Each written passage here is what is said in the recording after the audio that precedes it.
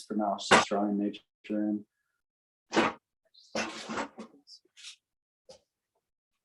Oh, I changed. I have to do that got it thing or whatever. Oh yeah, that is. Yeah, you're right. You have to do it.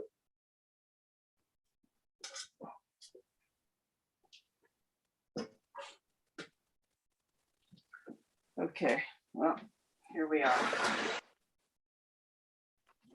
Here we are for Okay. another great time with drawing nature in. So who's gonna do? You want me to Just doing a little bit of a tech check here real fast before we get going. Looks like everything's running.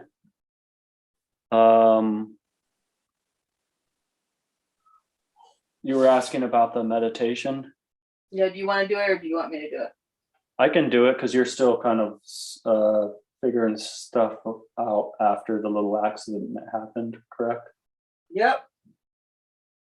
Piece of something fell from either her ceiling or her wall and struck her table and spilled some stuff. So she's fixing that real fast.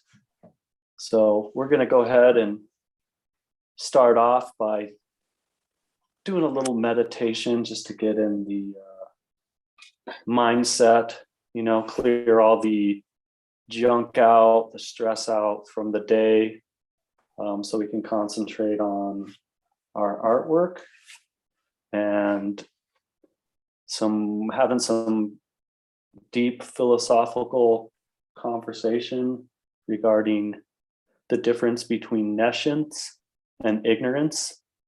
And so I think there's a lot to be said about those two things. And so I'm probably going to continue working on my painting from last week, just for a little bit, just to fill in a couple more things, a couple more details. And then I'll probably start into my nescient versus ignorance painting. I believe Joanna's going to be working on the same piece as she was last week.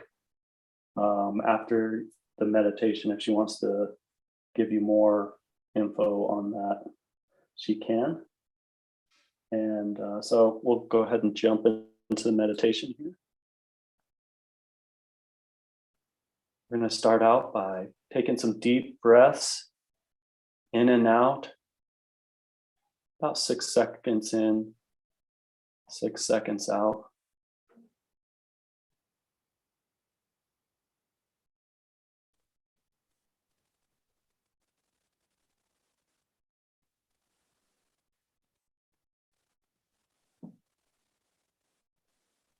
If you wanted to do one breath longer than the other, do the exhale slightly longer than the inhale.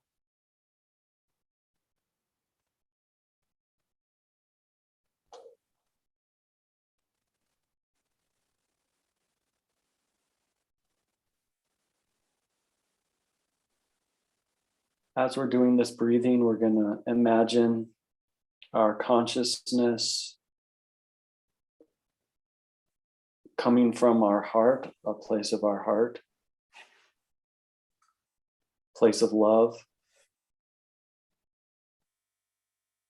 As we're making this heart-brain connection, you can rub your chest a little bit or just put your hand over where your heart is.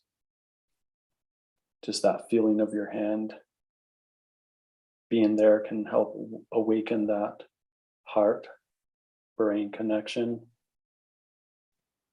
The next step, probably the most important, is just immersion yourself in thoughts of gratitude, thoughts of compassion. Really try to put yourself into those emotions. Some people like to think about, a time when they were feeling those emotions, or maybe you could think about a future time that you could feel those emotions.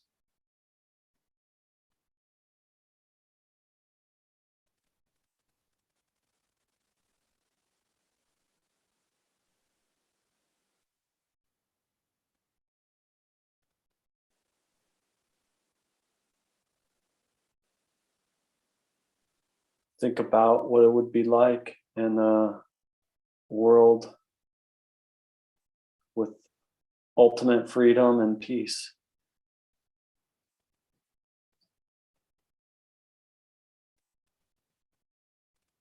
Think about how good that would feel for everyone.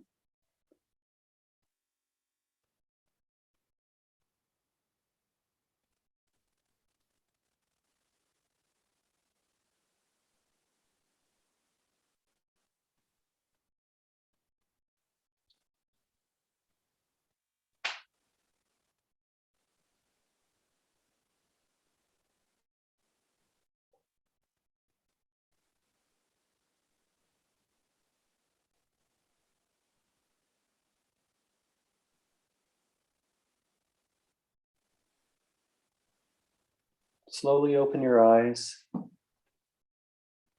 Look at your piece of artwork that you're going to begin to work on. And know that the meditation continues as you work on your artwork.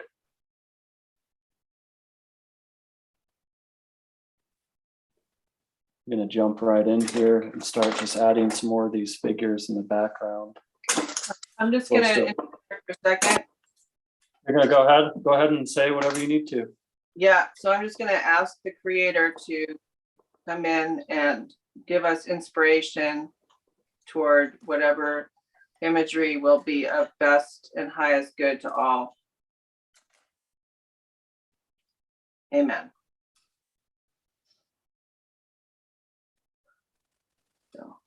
So I Thank you just, for that. huh? So thank you. Yeah.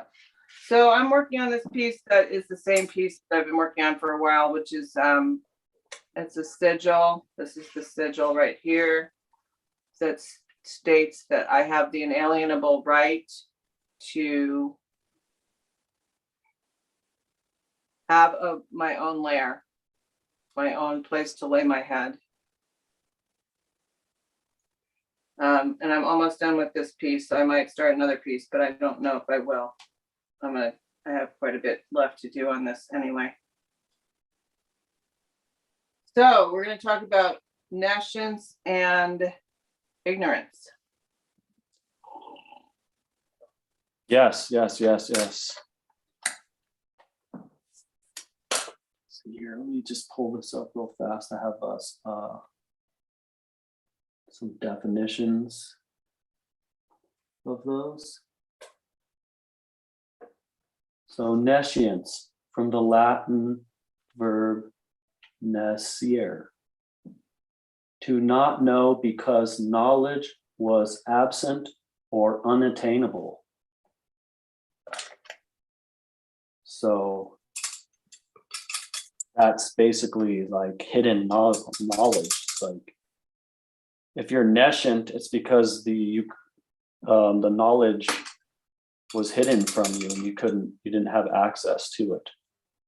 So there's a concept of like occulted knowledge, which would be hidden knowledge. If you don't know about those concepts, then you would be nescient about that.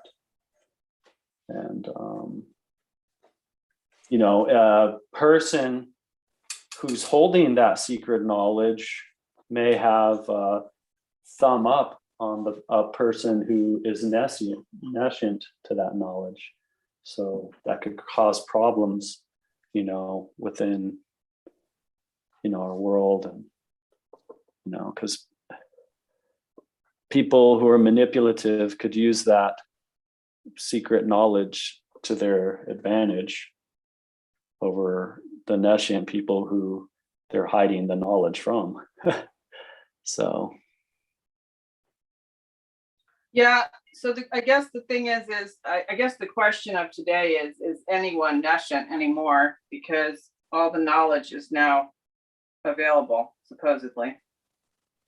Yeah, it's like, are people nescient, or are they just, well, let's talk about the definition of ignorance. And that is from the Latin verb ignora. Oh, sorry. ignore RA. Not very good at pronouncing Latin, so feel free to correct me, anyone. To not know even though necessary information is present, because that information has been willfully refused or disregarded. And so you're kind of bringing up that, you know, with the internet and all the different stuff going on, you know, books and a lot of the, you know, stuff that's been occulted is not as occulted as it used to be. And it's, you know, yes, you have to go look for it, but you know, I guess you know, there's a lot of ignorance going around just because people are ignoring knowledge that's attainable. Well, and I guess the thing is, the other problem is that there's so much information now that you could claim nescience, because you can't, it would be hard to decipher what is true and what isn't unless you were tuned into your intuition and have critical thinking skills. And take the time to do the research required to, you know, find out which side is true, or maybe both sides aren't true, you know, whatever it is you're researching, you know, whatever the topic is. It could be, yeah, no. Right. I mean, but the thing is like, I think my experience so far a lot is that, and you know, I work in customer service. So when I do my job for the Federal Reserve notes, and a lot of times people ask me really profoundly dumb questions, Right. that I personally have prayed about. I have prayed for the information myself rather than getting other people to tell me. I mean, I'm talking about computer stuff, like for example, you purchase something on the internet that's a digital download or something, and you go to your account and you stare at your account and you say, it's not here, even though there's 2 or 3 pictures of things in your account. And then you contact customer service and you're like, where is my product? And then I go in there and I look and I say, it's right there. Click on it. See, that to me is a form of ignorance, because you have not maybe paused, maybe reflected if you're confused, or tried different things to see if they work. Instead, you just automatically assume that it's not there, and that you have to get someone to help you locate the thing. Yeah, sometimes that might even be just as simple as refreshing a browser. But, you know, a lot of people sometimes you don't think of that about that, but sometimes if you pray a little bit, then all of a sudden, boom, pops in your head. Oh, refresh my browser. Yes, exactly. So there's things, I mean, these are things that maybe we used to be taught in school to do, but now we're not being taught to pause and reflect or use critical thinking. Ask yourself, have I looked for everything? Have I tried all the possible ways to find my purchase or whatever? Instead, we just knee-jerk react and contact another person to tell us what to do. And to me, this is a form of ignorance that is from learned helplessness, which is what they're teaching us in school now, to be helpless. Yeah, I've noticed also like I've had like situations where I'm like, someone will like ask me in a text message for like, I don't know, something like maybe they're asking for another friend's phone number. So I send them the phone number, And then like a month later, they're like asking me for the phone number again. And I'm like, well, you don't really even need that, because even if you don't know it or you forgot to save it on your phone stores like messages for a really long. I've gone back like over a year and found old messages that I needed information out of before. And it's like, I don't know, that's almost like a form of ignorance too, just being too lazy to like dig into that data and that's there and get it. Right.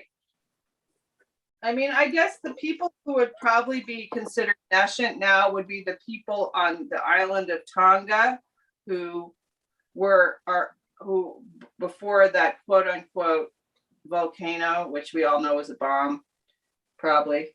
They lived, as peaceful people of that country. And they were completely ignorant or nescient about what was going on because they didn't have television. They didn't have any access to the mainland, and they didn't know. They probably couldn't read English or whatever. They're kind of close to New Zealand, I think. They couldn't read English, so they would have been perhaps nescient of what's going on. And now, though, they have been uprooted from their homeland and jerked into whatever country, probably New Zealand. And now they're all probably jabbed and they've lost their access to their home because of the quote unquote volcano disaster. That's the only, I think, nescient person or someone who, go ahead. Maybe like kids would be nescient because they're not mature enough to dig into some of this information, or some of the, they just haven't had time in their lives to get to the information, but in some ways they have the information already, and they're in tune to some of their intuition and stuff better than some adults, just because they have a deeper connection with just, it's almost like they're closer to source because they just came from source. Right. And, so I think kids could claim nescience. That depends on, there still could be tons of occult knowledge that I don't even know about, and not everyone looks into all the information, but there is plenty of information. If we're talking about just natural law itself, it's like you can almost learn natural law just by like looking at nature and observing like what happens when in nature because of certain behaviors and stuff like that. Right. But see, you'd have to think critically that something was wrong. You'd have to think critically that something was wrong, and you'd have to have stopped blaming groups of other people for what's wrong. You'd have to have taken that leap past, thinking it's the Republicans or the Democrats or the white people or the black people or the brown people or the yellow people. You'd have, or the people who aren't Americans, or the people who aren't, you'd have to have stopped. You'd have to have realized that there's a bigger picture here going on. There's something wrong with what's going on, and it's a bigger picture than these small divide and conquer polarities. For sure. In order to say, what's going on here? That's weird. Your video feed seemed to have stopped. Oh, really? Joanna. Yeah, I might want to look at that. Okay. Sorry to interrupt you there, but No, that's fine. I think you were done with your thought there anyways. Oh yeah, something happened. Oh, you know what it is? I didn't plug in my phone, so it's gonna die. Hold on. Oopsies. I gotta go get the charger. Whoopsies. So yeah, we're using our cell phones as our cameras. It's a good way to, if you don't want to, you have a camera right there that you can utilize for these kind of things. It's pretty neat.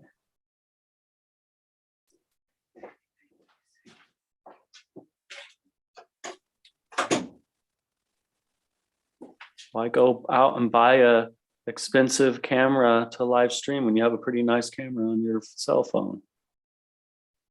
What? Especially when you're first starting out. Said, why go buy a fancy camera to live stream when you have one on your phone? But I forgot to plug in my phone with all that commotion that went on with the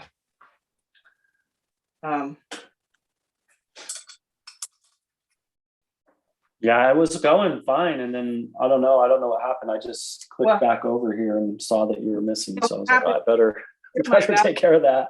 My battery's dying. That's what it is. My battery's gonna go dead. So fortunately, thank you for looking. And won't be buying an expensive camera anytime soon because I have to buy a PMA with cash. So I'm not buying anything else right now. All right. There you go. You're back. You're back. Yeah. Okay. Now it's not, but it's not turned right now. How's that? Is that better? That looks good. Yeah, that's good. Okay, but I can't. Well, you guys are gonna have to bear with me for a second. Oh yeah, no worry. And this is like this is what happens when you do it live. Yeah. Murphy's Law comes in. If it can happen, it will happen. Murphy's Law when you're doing it live. And not only Murphy's Law, but just the fact that I haven't bought a tripod yet, or whatever, a thing to use. I'm using electrical copper wire, of which I have a plethora because I live with an electrician. Right. So wire, then buy a tripod. Now, is that national or ignorant on my part? I would call it I would call it frugal. frugal. Yeah, but see, sometimes frugality could be locked into ignorance because I really I can handle it. I can afford it. I get into the what do you call it? The scarcity mentality. That's ignorant. Right. But that's my go-to thing. I mean, there's something to be said for that. I think there's a balance there, but I can be very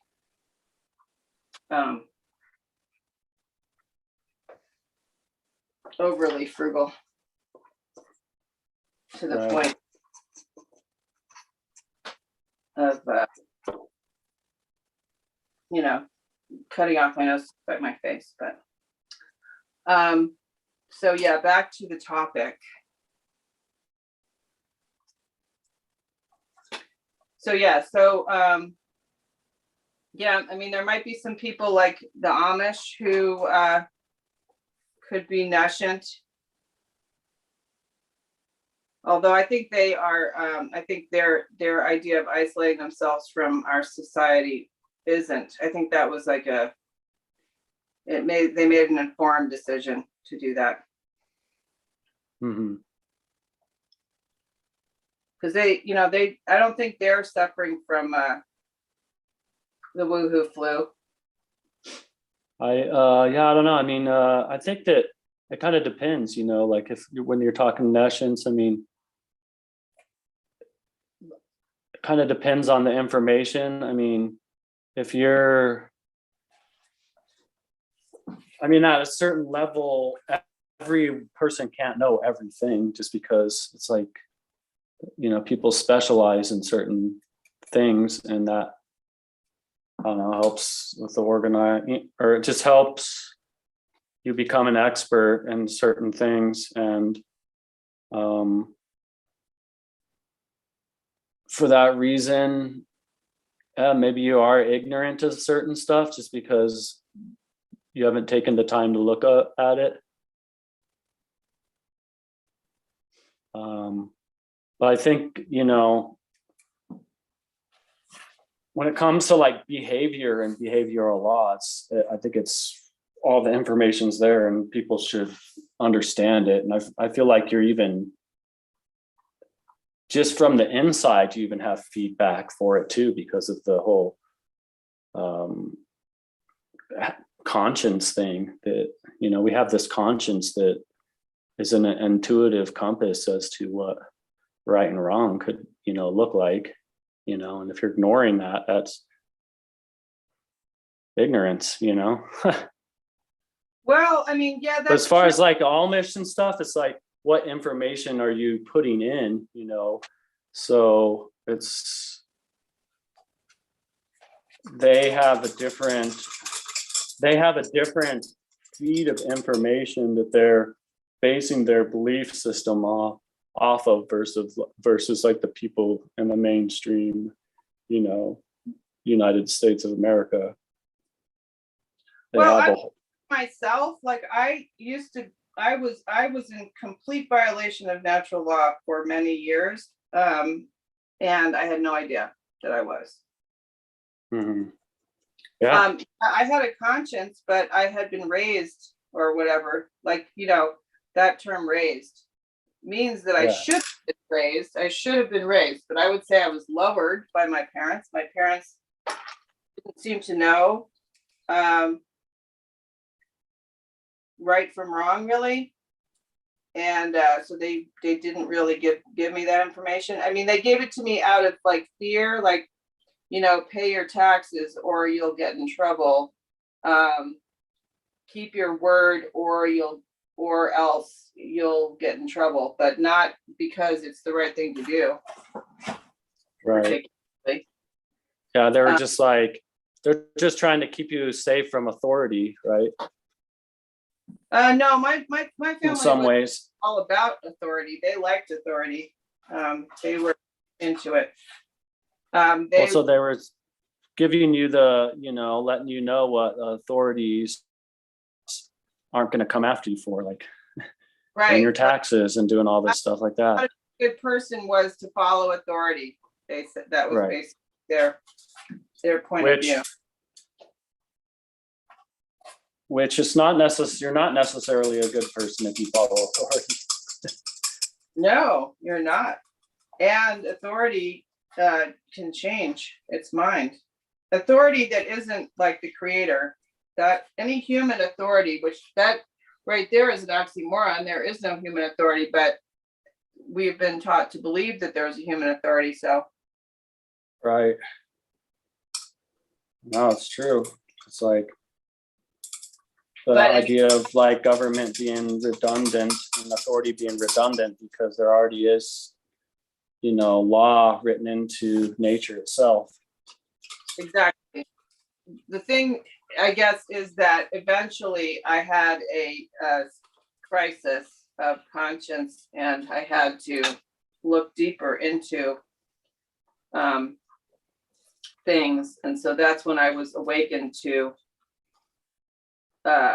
morality. But I thought it was ridiculous. I literally thought that it was ridiculous that my troubles in life were directly responsive to my misuse of natural law. It just seemed ridiculous to me. Mm-hmm.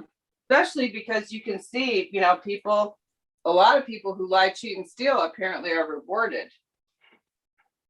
Would seem that way a lot of times. I agree. So it took me a long time to believe that wasn't the case. And since I have been living by natural law now for a very long time, I experienced the total difference, the opposite. But Um, but I think there are people who seem to violate natural law and totally get away with it, but I'm not sure that they really do get away with it.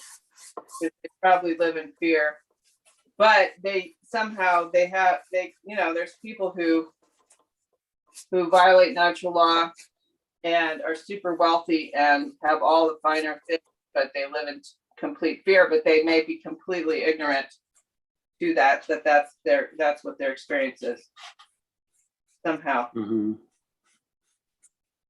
Or they're shut off from it. They're shut off from that experience. Right.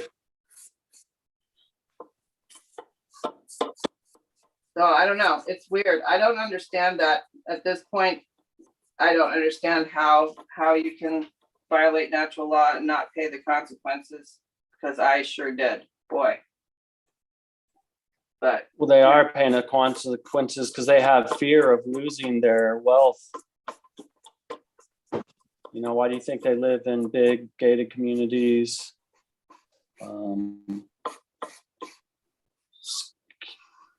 Security systems, guard dogs, you know. all of us, no matter how enlightened, still have to do battle with that fear as well, even if we're living by natural law, just because of the influence of the society. Mm-hmm. But getting back to the topic, nescience and ignorance, I don't want to stray too far away from that. Then we could look at like why would we be kept in the state of nescience and encouraged to stay ignorant?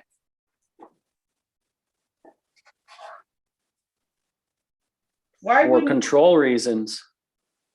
Yeah, why wouldn't we be why wouldn't it be suggested that we, learn how to learn and try to learn everything, know about everything? Why would it be so difficult to have to learn?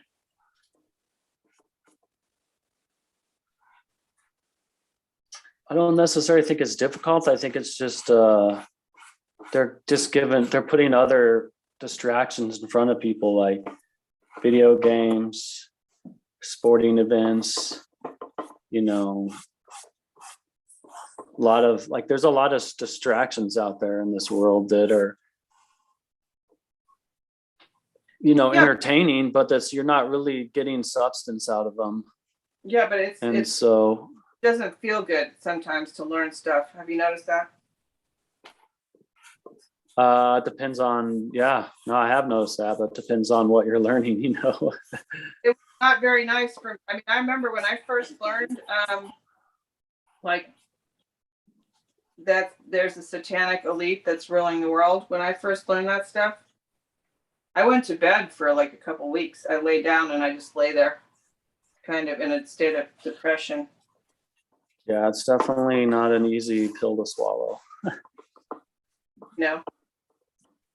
Definitely not. I think the reason that I was able to do it at all was because I had already experienced that myself when I came to the realization that I wasn't following natural law like several decades ago. Mm-hmm. But for people who've never had an ego death like that to face, this kind of knowledge it would feel like you were dying. Probably. Yeah, it's can be a little alarming. It can cause a lot of anger too. Yeah. Especially when you find out the depth of it. Yeah, just the fact that it was kept secret, some of this stuff's been kind of kept secret from us. Like if all you pay attention to is the mainstream, there's a lot of this stuff is kept secret. And so it's like,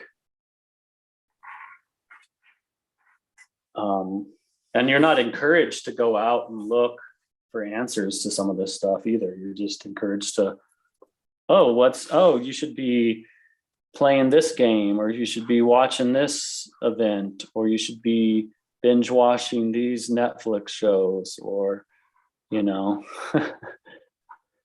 Well, get I mean, the even newest the word- doodad that we just invented, you know. what? Get the newest doodad we just invented that costs a lot of money and solves a problem that is pretty superficial. Well, but even the word occult has been demonized in the culture. So, like, I mean, for me, Oh yeah. I actually was afraid of that word. Anything that had that word in front of it made me think I was dealing with black magic. Oh yeah, because you don't, like, people don't understand just the definition of occult. Just means hidden, and like you think like, oh, occult, like what is this, some sort of cult or something? You know, it's like because it has that cult in it, so you're like, what is this? Well, but also What the kind word of cult knowledge am I getting myself into here? fruit of ocular, which means the eye to see. And so it simply, it means hidden knowledge. From sight. Yeah. That's all it means. So that right there, I mean, that was huge for me. Once I got that information, I went after everything I had been interested in that I was afraid to look into. Suddenly I wasn't afraid to look into it anymore. And I could freely look into it because the word itself I have been demystified. Right. But that was, so taking my experience so that I'm not, pointing the finger at other people and looking down on them for being ignorant. I was too afraid of the boogeyman to be able to look into the occult before then. I mean, really, that was my fault. Like, I could have looked up the word occult and said, oh, look at this. But I didn't. I couldn't. I literally, personally could not have done that. Because of where I was at. Right. The time. Believing in that boogeyman. Or whatever. Yeah, no, I can kind of relate a little bit, just. So, I mean, I still have friends. They're actually, no, I don't have these people anymore in my life, but I had this one friend at the time who, is a super Christian person. Uh-huh. And when I say super Christian, I mean those people who use the words from like from super Christian, like they use words like hedge of protection, and I don't know where these phrases come from, maybe TV evangelists or something. But this one person, and I was afraid even to look into the occult while I was friends with her, because I knew that if I let it slip, what I was doing, she would freak out. And so amazingly, she and I had a falling out. And the very next week after that, I was introduced to Mark Passio's work. I felt like, yay, I'm free. I can look into this. Which, I mean, that's totally insane that I would have a friend like that, but I'm sure I'm not the only one who fell prey to that kind of tyranny. Well, it's just like, not, some of this stuff isn't like socially accepted as, whatever. And so it's like, for that reason, you almost feel peer pressured into like not getting into it or not believing it, or, Exactly. And so then at that point, I started to like investigate all kinds of things. And say, for example, I discovered sigils. This is what this is a sigil, right? Covered that. And it was everything that I found about sigils was in the negative. It was all people using it for their own personal gain. But the tool itself is not a bad tool, just like a gun. A gun doesn't shoot itself. The tool of sigil is not negative. It's just that most people who use it for power over others. Yeah. So I had to extract it from the lunatics that were expounding on it, like I shouldn't say he's a lunatic, but what's his name? His name is Austin Osman Spare. He was an artist in the late 1800s who was a student of Aleister Crowley, and he is the one that was the first person to really use sigils openly. I mean, I don't know how he found out about them, probably from some other, I'm sure they've been around for a long time, but he was the first person that it came out about. Actually, Grant Morrison was someone that I stumbled on as well. And yeah, they all used it for personal gain. And I thought, well, it doesn't have to be used for personal gain. So in a way, like, that's ignorance to me, that you would just assign something as evil because of what other people use it for, when it's in and of itself is nothing. It's neutral. And so that's right. It's not like evil. It's not evil or not, loving. But it's the way you would use it, which would make it evil, or, right. So that's like the sigil itself isn't evil. It's the way someone would use it, which could turn it into evil or loving action, a malevolent or benevolent. All it could be considered a visual prayer, like a visual way to state what you want to have happen, and then you let it go. And so it's a visual prayer. And but this is part of the dark occult, dark Luciferians' methods of hiding things or occulting them by making them demonized, taking that word. Because if I mention that word to anyone, their eyebrows go up, like, oh, she's making sigils. How can she be a moral person and make sigils? It's like, what? You're ignorant if you think that. But it's because the word itself has been demonized. A lot of things have been, like certain symbols, People will not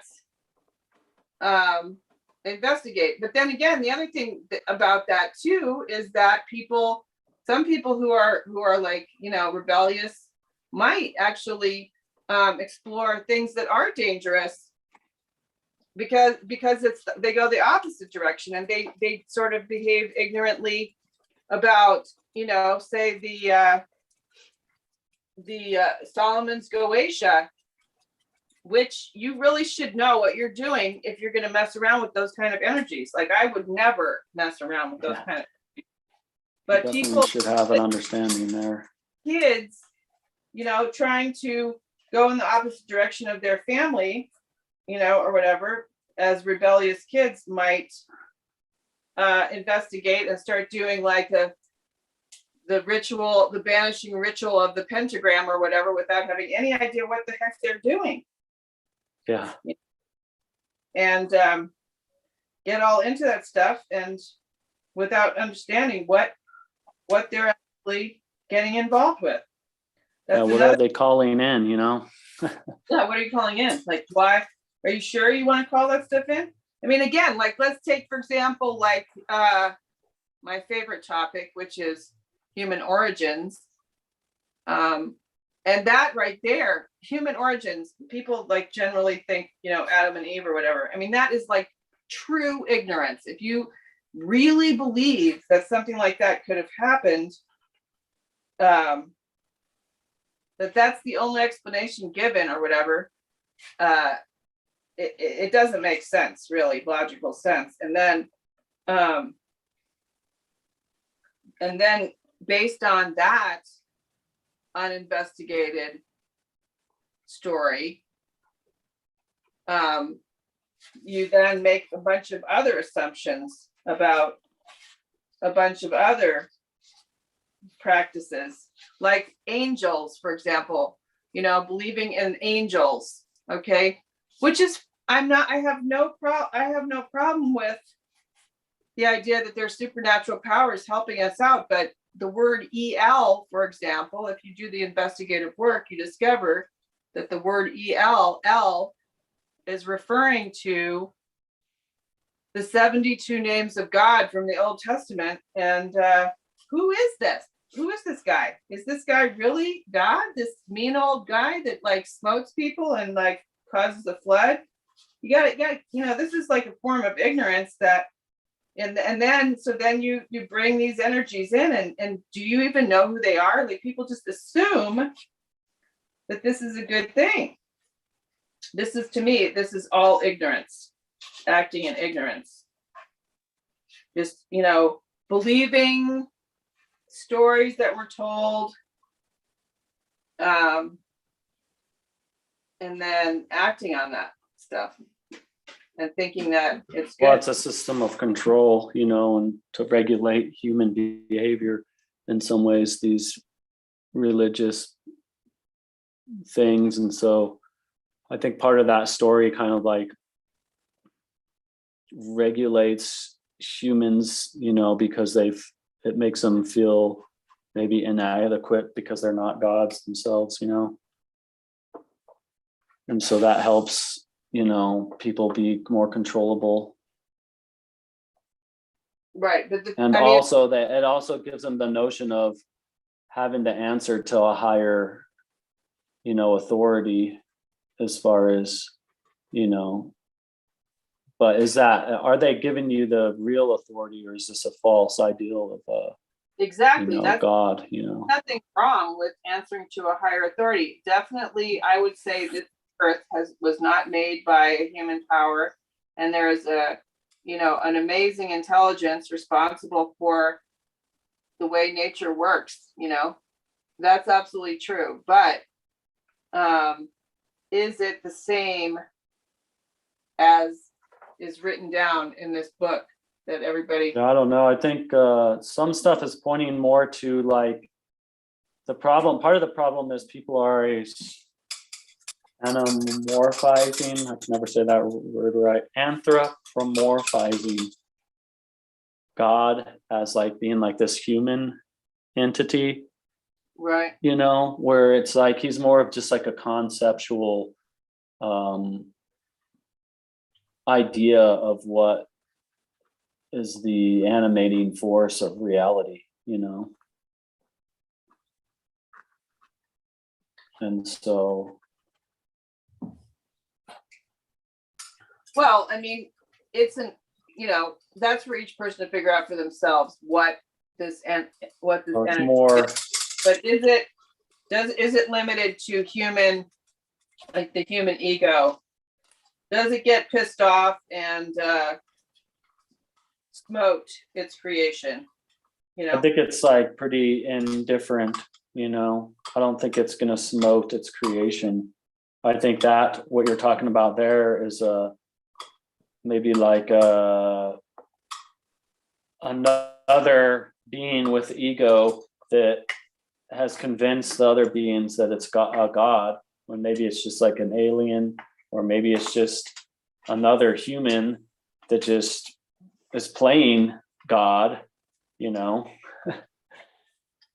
and to, gain control over the other humans it's interacting with. And then, that can be problematic just in itself. Right. There. That right there is a product of ignorance. It's a product of like people just buying into something and then. Yeah, no, you're right. Not getting it. Yeah, just like, oh, this authority says so I'm gonna just believe that blindly, Yeah, so that's interesting. This is, but getting back to the concept of not getting off into a one cul-de-sac there. Getting back to the actual topic, which is the concept of nescience versus ignorance. Mm-hmm. I mean, I and then just say, like, it has also become occulted. How to learn even has become occulted at this point. In some How- ways, yes, for sure. It's not taught in school anymore. And this is critical thinking we're talking about here. It used to be called the trivia method. And it was part of schooling, but it is no longer. And I actually went to a prep school. I went to a high school that the rich kids went to because that was what my family tried to imbue me with, and I still didn't get it. So I don't know. It's weird. So because I've heard that the rich kids still get it, but the rich kids school that I went to did not teach the trivia method in high school. Yeah, I think sometimes might be called something different. You know, So it wasn't. but I'm not in education, so I can't fully vouch for that. But I know that there's a lot of forced, regurgitating of facts and numbers and stuff that isn't really teaching you the method of learning. It's just kind of read this book and memorize it.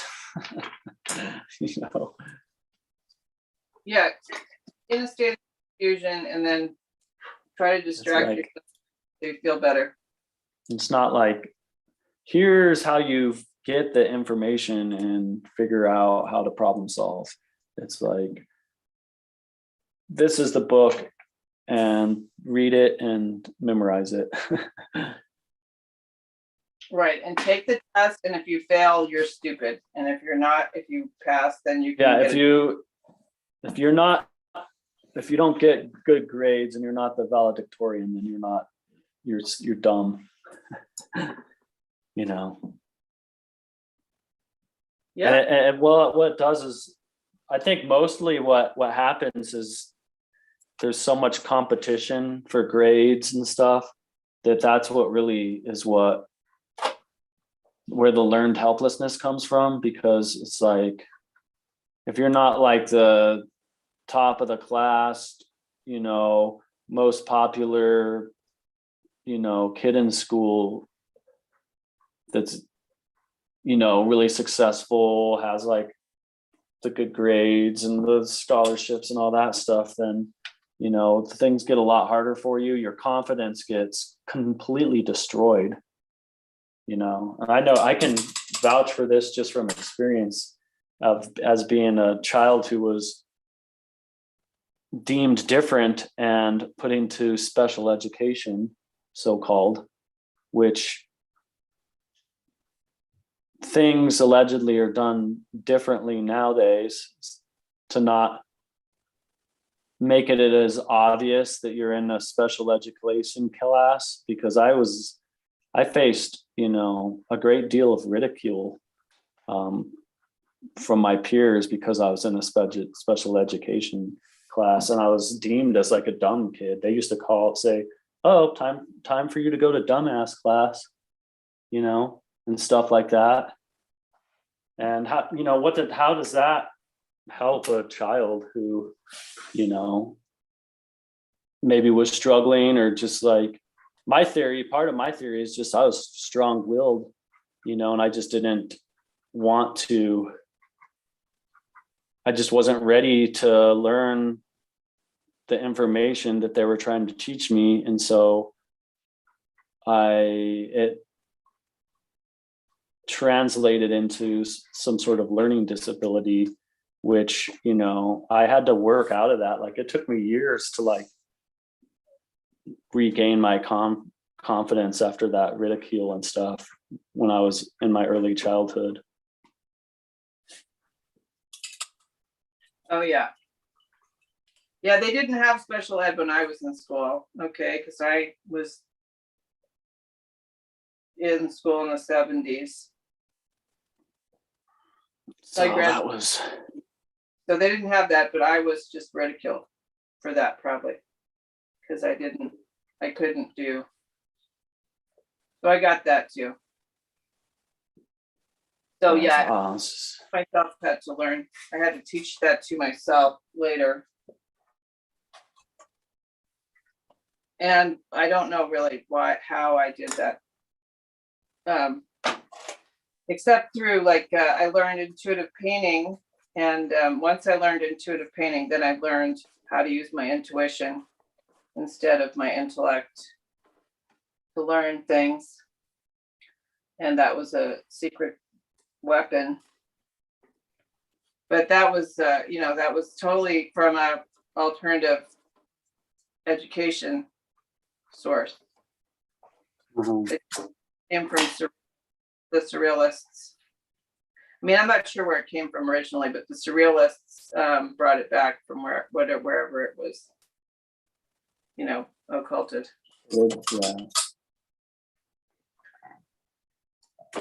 But yeah, that's not. I don't want that particular thing has never gained popularity somehow. Like somehow that it's a very vital thing, like technique or whatever, but somehow it has never gained huge popularity in the culture to learn how to use your intuition and practice it through art or whatever. It's not been. It's like deemed like foo-foo, like, oh, like use your intuition. What are you, like a psychic? Like, that's not real. Right. Exactly. And it's funny because it's like, if you know how to use your intuition to learn, then you really have a jump on things, honestly. Which is a good reason why that would be occulted, because if you don't have access to your intuition, that's another way to remain completely in both nescience and ignorance. Well, it's like your sixth sense, Right. Your sixth sense. But instead you say this, oh, your sixth sense, and the people think of like what was that movie? Isn't that a movie? Oh yeah. Right. But I mean, so so now all of a sudden they don't believe really is a sixth sense, because that's, so someone can see dead people. Ooh, no, actually it's your intuition, it's your sixth sense, Right. Oh yeah, no, it's made to believe that it's not real. And why would that would be because if you know how to use your intuition, no one can rule over you. Which they don't want, But that's another thing. I mean, that's another point of that we should. Well, they can't lie to you either, because your heart intuitively know, like your heart basically is psychic, because your heart like knows shit. It's like connected to your subconscious mind, because there's like the subconscious mind and then like the thinking mind, and so. Well, that's a good question though. So what do you think about ignorance and nescience with regards to polarized mind? Like if you're ignorance and nescience with regards to your intellect, or ignorance and nescience with regard to the intuition? Yeah, there definitely is that. And part of it may be just nescient because it hasn't really been taught to people, In some ways, I feel like occult knowledge, even though it's available and you can get to it, it's like, in some ways, you may be nescient of it just because you don't ever have the idea to look under those rocks, Right. And research that information. It's not that you're like willfully necessarily being ignorant, because you could blame someone for willful ignorance just because they haven't read everything in the library. Oh, well, you missed some stuff, yeah.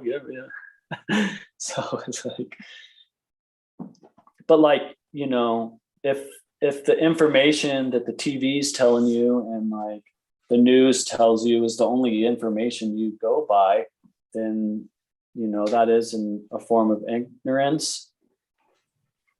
But it's also like almost like forced nescience in a way, because like the mainstream is feeding you one conduit of information, and it may or may not be true, but if you take it all in as, they're a respected authority, then you're likely to believe that and take it in as the truth, even if it isn't the truth. Or, sometimes it's kind of like part of a truth, but it's not really the full truth. You know what I mean? Or Right. it's taken out of context to where like they're like maybe they pull a statistic from over here that's really has nothing to do, or very, very little to do with what they're actually, attaching that statistic to. Oh, exactly. Yep. So that's definitely not fair, to people who are trying to just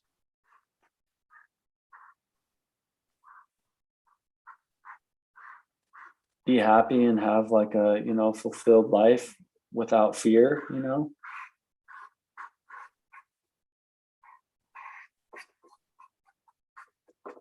Right. So it's definitely, I would say nescience and ignorance are definitely desirable to the ruling class. But then we have our own fears that might make us purposefully remain willfully ignorant. That fear can come into it because they like deter you to looking into certain information. If it doesn't match the narrative they want, then they may censor it, or they just don't really publicize it. Right. Oh yeah, exactly. Right. Because there's a lot of science that's actual science that people are like poo-pooing, or they're not even believing because it's not, they're still believing the old science.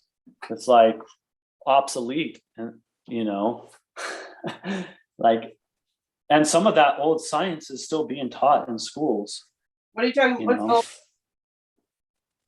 Well, I mean, like, for one thing, Darwin, a lot of the Darwinian stuff has been proven to be incorrect, like the survival of the fittest and a lot of that stuff. That's part of the dark occult. They want survival of the fittest because they're going to use that for their agenda. So they want. Well, yeah, but but even Darwin himself there's sections where he talked about like, if this irreducible complexity is ever discovered, then it totally like destroys my theory, which some of those have already been found, but they're not, they're still teaching the Darwin theory to kids in school. Oh, they definitely are definitely teaching that. Right. So, I mean, but that's it's like tied to like capitalism and like, being dog eat dog, like if you're the fittest or it's almost like, it's not even like survival of the fittest, it's like survival of the most brutal, which is the antithesis natural law, the antithesis, truly. Yeah. Which actual science now, that I've looked into personally is actually showing a different story where it's more about mutual aid than it is about the fittest, because there could be like a weaker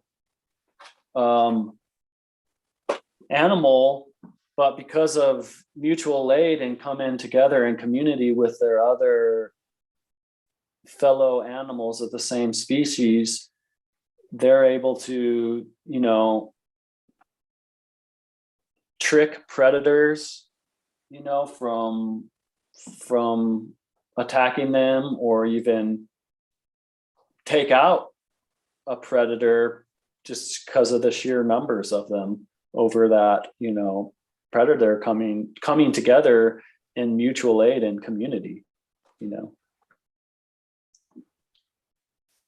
And like, there's even species that are completely unrelated to each other that help each other out, like the bees and flowers, and like, and even just humans that help animals that are injured or, stuff like that. Right. Or even maybe like the humans notices like an animal that's maybe out of place. It shouldn't be where it is because they know it's vulnerable to the predators of the area. And so they might, take that animal and reintroduce it back into, maybe it was lost and got astray and ended up, in Colorado when it's really shouldn't be in Colorado,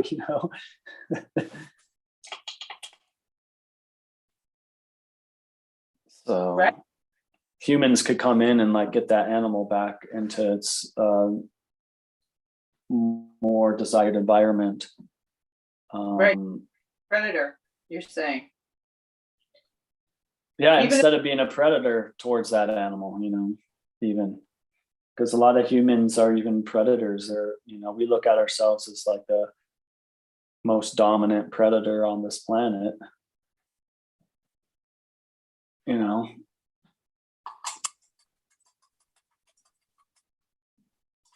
don't like that, but oh, it's true, yeah. unfortunately. Yep, it's definitely true. But we could have like way more abundance if we looked at it a little differently and we're like, hey, we can work with these animals and we can benefit from it and they can benefit from us, Right, exactly. No, that's exactly true. Working together. And even with the plants, it's like shifting humanity's focus into like, being gardeners of this planet could be a good positive thing.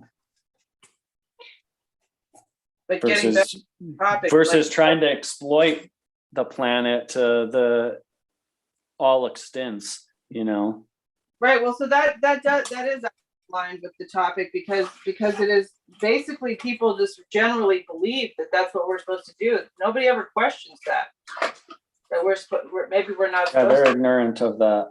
They're ignorant of the fact that, hey, maybe this thing is supposed to be like a place where we can have abundance and can have a great time together versus butting heads with each other and, causing scarcity for some and abundance for others. Right. Yeah, we're definitely, I would say there's a lot of ignorance there because anything that we just believe because it's always been like that. So therefore that's the truth is totally ignorance. That's total. I mean, it could be nescience, but it's, well, I don't know that it's, but you have to critically think. You have to think critically and ask yourself, is this really supposed to be the way this is supposed to be? Right. And in order to have a different experience with something. Well, a lot of people don't even realize nescience is even a thing, that there is hidden knowledge that they're nescient of, And then and sometimes even when they do find that out, they're just like either too lazy, and so that's when ignorance comes in. And it's kind of interesting because like nescience, like if you're nescient, there's no culpability there, for being like acting good as like a good human or whatever. But when you're ignorant, depending on this topic, that could actually have moral culpability because of that ignorance. Oh, right. Right. So, but like for instance, like you could have like a child and something maybe is bothering the child, but if you don't address the situation that's bothering the child and you remain ignorant of it, that it could really, that maybe the child could possibly, become worse off or sicker or, whatever, the situation is. just by ignorance and because it's ignoring something and Right. In other words, natural law, you're going to have consequences for ignoring the child. yeah. Well, that was even present in like, this is another like scientific thing that we're like, I forgot the guy, but he put rice in 3 different cups of water. I think I talked about this before, but it's and like 1 cup, like he praised like every day, and 1 cup he, was really hateful towards and mean to, cussed at it and stuff like that. And then another cup he completely ignored. And the cup that had the nastiest, worst mold was the cup that he ignored. And the cup that he cussed out was, it was kind of nasty and stuff. But then the one that he prayed was like this, almost like a rice wine. Like it had like a really nice fragrance, and it was like basically smelled like a really good, like a rice wine. Whereas like the other 2, one was kind of nasty, but the one that was ignored was really, really like the worst off. And so I think there's something to that, ignorance. And I think if we ignore the fact that maybe we're supposed to be in mutual aid with this planet and in mutual aid with our community, that, if that continues to be ignored, things are just going to get worse, and the manifestations are going to follow that. And I don't want things to get worse. I want things to get better. So I think it's important for people to realize, one mind at a time, that we have responsibility, we have to be masters of our and control of our behaviors.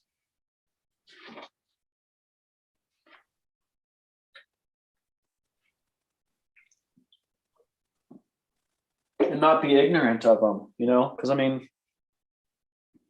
everyone has their problems. I can tend to have some anger management issues sometimes.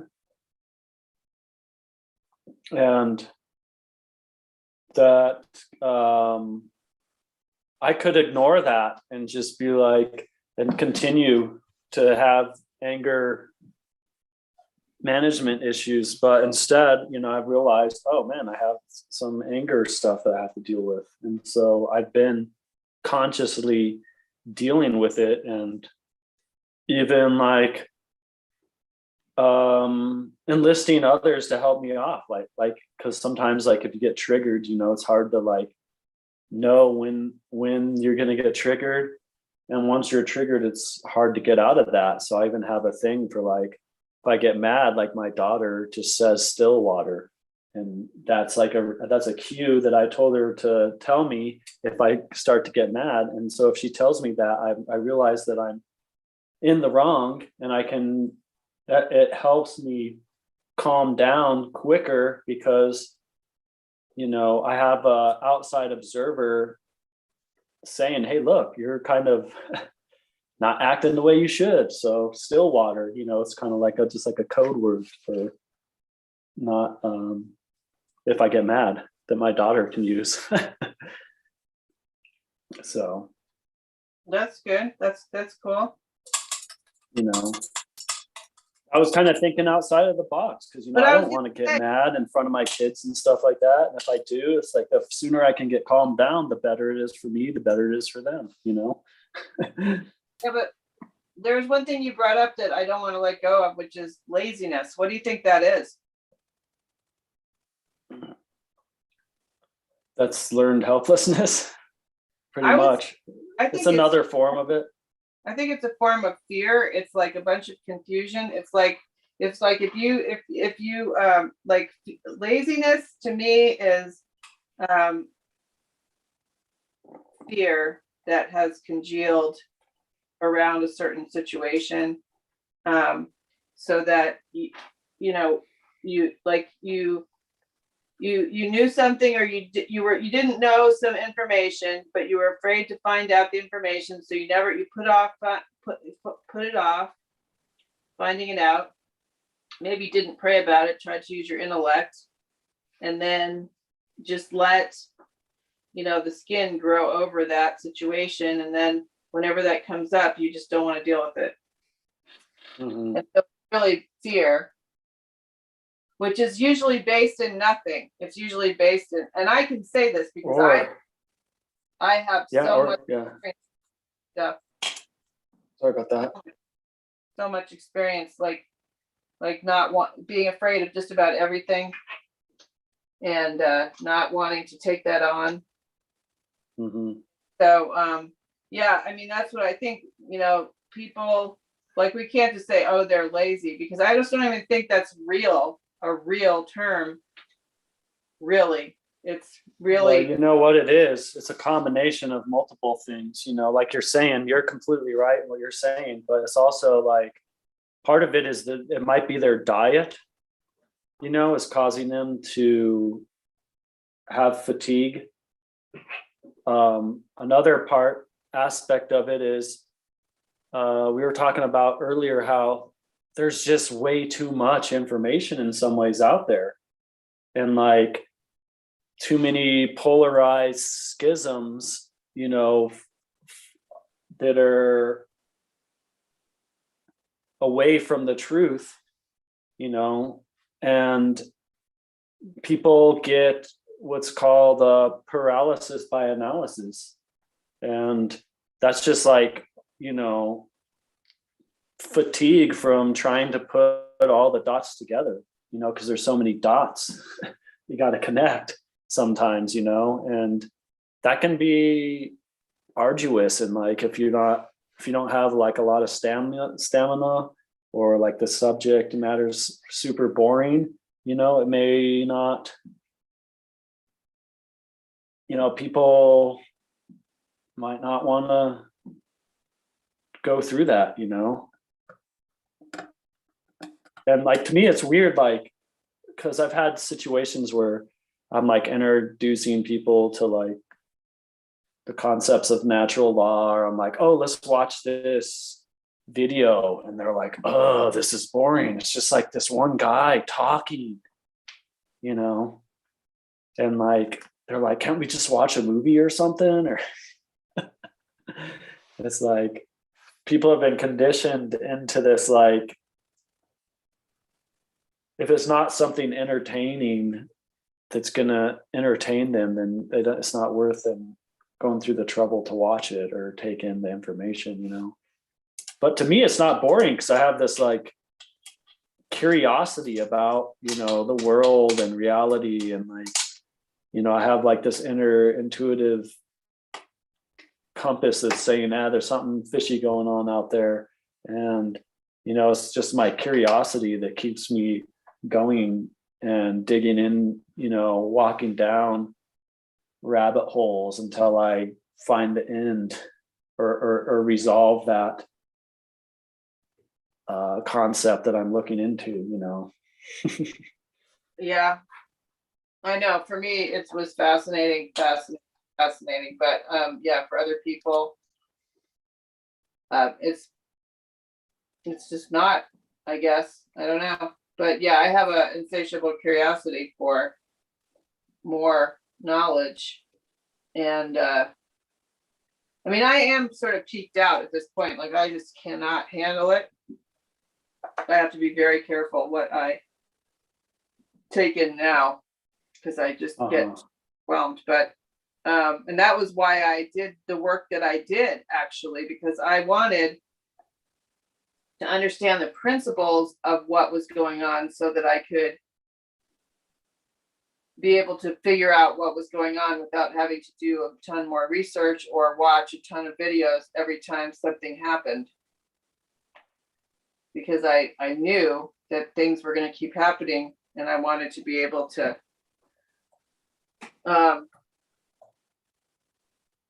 not have to spend all that time. I spent 2 years, solidly investigating once I found. I mean, I was already investigating, but I spent 2 years particularly on the natural law stuff and figuring out what was going on around here. Mhm. But I still didn't really know how to learn. I mean, maybe the other thing about the occulted knowledge, I'd have to say too, is that when you investigate it, it kind of teaches you how to decipher it, because it Well, does, yeah. because it's inherent. It wants to come out. So it does. If you can't figure it out, then something else will appear that will show you how to do it. And a lot of it, like too, like it just really fires your intuition, and you're like, whoa, yeah, like, this makes sense. you know? Yeah. And I think that's partly, why I got so into it, because I was raised like going to a Catholic church, and then, I went to public school, and then like all this weird stuff. And I like always had my reservations about the stuff that I learned, at the church, and the stuff that I learned at the school. And I knew there was something they weren't telling me, I knew something was missing, just like intuitively. And so when I found what was the missing knowledge that I wasn't given, I was like, whoa, this is the thing. This is like, I became obsessed with it. Right. Me too. Because I In was a good way, because when that happened, I started realizing all these problems I had in my life. Like, I didn't know I had anger management issues until I started understanding natural law. Oh, wow. I didn't know that I had,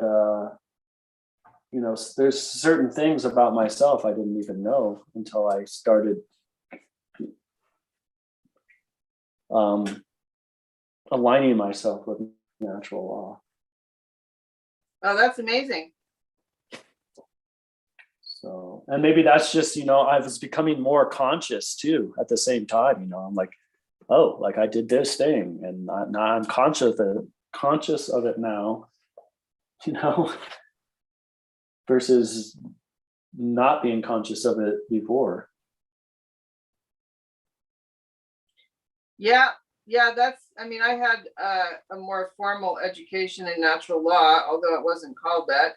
And yeah, my entire life changed as a result of interacting with it. It wasn't called natural law. And the reason that I started looking into finding out where it came from or whatever was because the people that I hung out with who were doing it basically had stopped. They had basically gone back to being lazy, I would say. And I thought, oh my God, what is happening? I have to find out what's happening. Why is this happening right now? And what can I do about this? Then I came upon the natural law work. And I was like, oh yeah, this is it right here. This is it. And then I found out, obviously, that natural law is occulted. And it's what, the powers that be want to keep as occulted as possible. Because if people knew en masse about this, we wouldn't be in the situation we are in right now. I mean, if they embodied this knowledge, we would not have government. We would not have, we wouldn't have these authorities. I mean, I think to myself, like, was Native America the closest thing to understanding natural law, living by natural law, the Native American people, or, you know, the Aborigines in the deep Amazon rainforest, or, you know, the Mayan Indians that still live in Mexico. Well, in some ways, I think they did, but in some ways they didn't, because like part of the reason that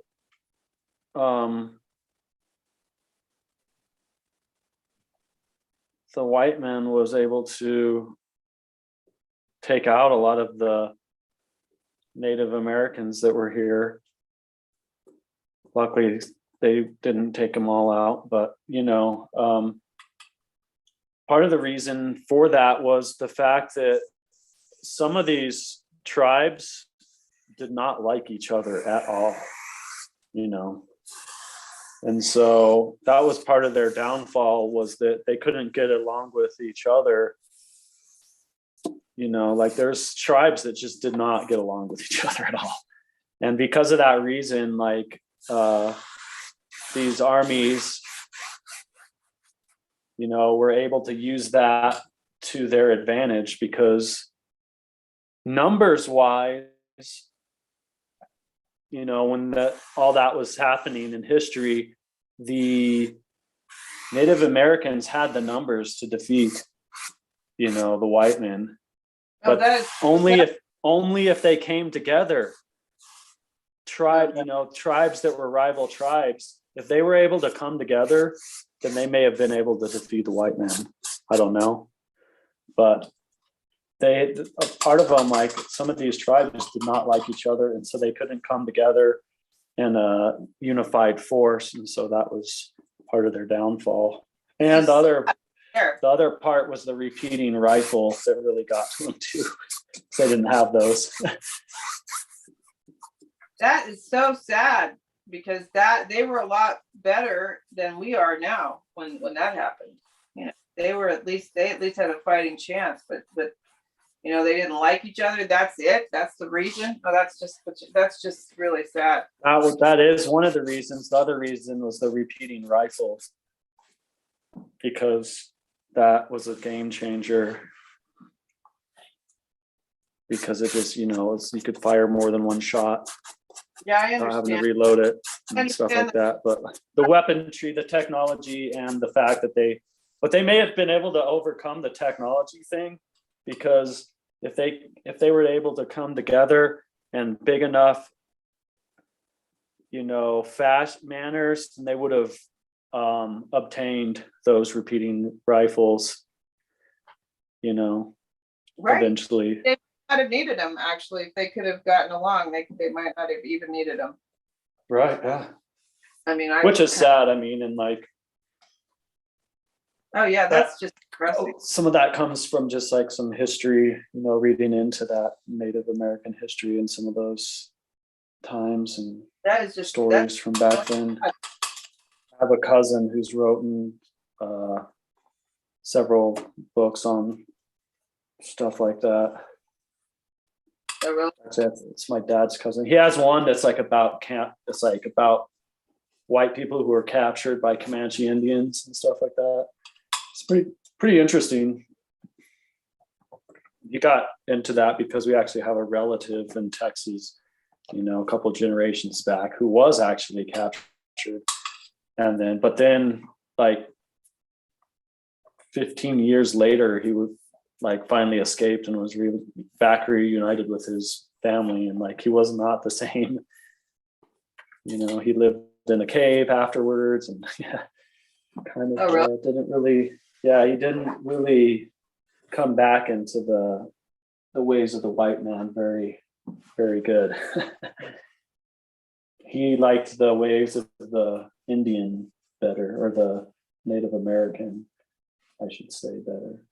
That's amazing. Mm-hmm. Truly amazing.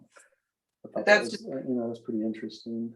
Interesting that that they couldn't get along. Because if they couldn't get along, how are we gonna freaking get along? I mean, that is, you know, the hard. I mean, I see. Well, I don't know. I mean, I think it comes down with belief. to belief. It's like one of the biggest reasons they didn't get along is because of their beliefs were different. You know, and that's the same problems we're running into today. It's just the fact that, you know, people have different beliefs, you know, and their beliefs are built off of the information that they've taken in. So if they're either ignorant or nescient of certain information, it's going to factor in on like what their worldview belief is as well. If that makes sense. Oh, yeah. I think No, it does. totally makes sense. So basically what that means is that you, people are going to kill themselves and future generations if they stay committed to their beliefs. Yeah, or it's just like eventually humanity might destroy itself because we're not working together enough, you know, because there's even some science that I got out of a book called My Big Toe Theory of Everything. And it talks about how like they've noticed that creatures and things in this universe that work together mutually or basically just reduce entropy, the universe likes to keep those things around. Things that cause problems and cause more entropy, the universe doesn't really like to keep those things around. And so, you know, humanity really has to take a step back and look at, you know, are we causing more entropy or are we reducing the entropy? You know? No, we're just in entropy right now, and totally in entropy. Like we don't on the whole as a collective, we do not know how to rise above natural law. So this is another thing I think that should be brought up, which is that the people that know how to use natural law also know how to rise above it. And have it live in a certain way that means that the natural law doesn't affect them. And you know, it's not, I don't know if that's 100% possible with all of the laws, but I think they've figured out how to do it. Like I don't think you can actually rise above it, but you can use laws against other laws for your own personal gains. That makes sense. I've had my own experience with this, and so it seems like you're rising above it. Let's put it that way. I don't know what I don't know how to describe it, but if you're not even aware of it, then you're just in effect of it, and that's when you go into it. We're in entropy right now, and unless we and the problem with entropy is it's almost like it has a force behind it that is similar to velocity, and it gains in velocity with the more entropy that there is. So at this point, the act of will that it would take to reverse the entropy would be such a huge act of will that a bunch of lazy people who have been sitting around, who haven't been, you know, out hunting and, you know, standing up for themselves against bullies and predators and stuff like that, probably don't have that kind of experience of will at this point that it would take to reverse the entropy. But that's what it would take. I mean, it definitely would be just people getting over their egos and realizing that, hey, look, we're all in this thing together. We really should be working together, you know. Right, but I mean, that's simpler than it sounds, because look, if the Native Oh, Americans yeah. couldn't do it, my God, like if they couldn't do it, I mean, they probably had no Some of idea. them did. Some of them could do it, but some of them couldn't, you know. Right. But yeah, no, I see your point, you know.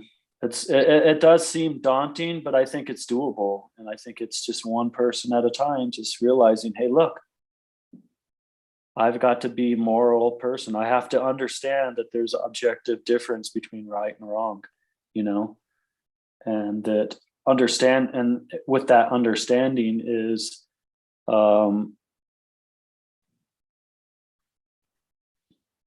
comes, you know, you understand, when you understand right and wrong, you know, you can see when wrongs are happening, whether it's considered wrong or not in the so-called mainstream or whatever, you know. I mean, there's plenty of stuff that happens that's completely wrong, but they're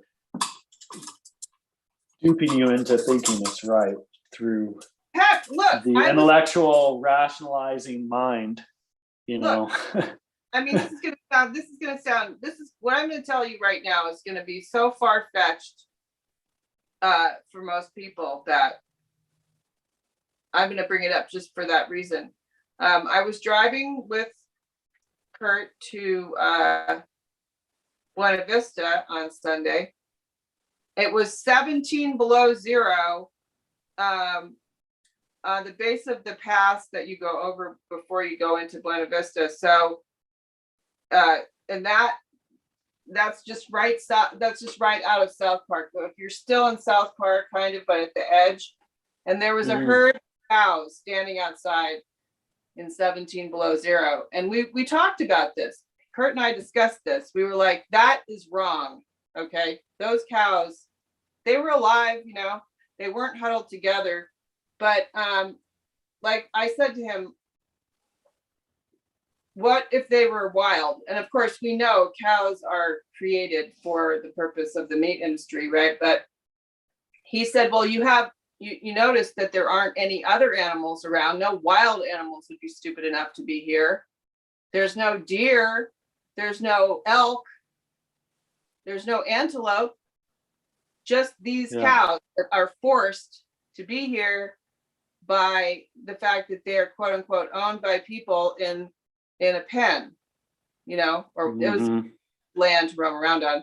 But it was 17 below zero, you know, and snow on the ground. Like if it was an animal, it probably would have migrated to a different region, like lower down where it's not as cold, or it would have like some sort of like a den or something that it cuddles with its other, you know, fellows, like a, you know, a wolf den or a coyote den. They're all huddled up with each other, hunkering down until it gets warmer, you know. They're not standing out in the, you know, 20 below because they're fenced in, you know, like the poor cows we're talking about.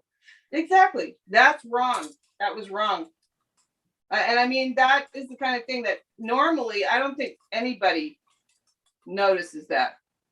No, but I mean, I think most people just, I don't know, because it continues to go on, you know, it continues to go on unquestioned. People would actually think those are happy cows because they're not in a feedlot. Those cows are happy. No, I don't, to me, that was totally wrong. But, you know, that's the kind of scrutiny that you'd have to put on our activity to be able to determine what is right and what is wrong. And I just can't imagine people doing that. I mean, on the whole, in the collective, you know. For sure. Even though Gandhi said that in order to know what kind of people are in a culture, just look at how they treat their animals. That's a so yeah, I mean, view on that. How do humans treat their animals? You know, they lock their pets in the house for 10 hours a day with no, you know, with no supervision.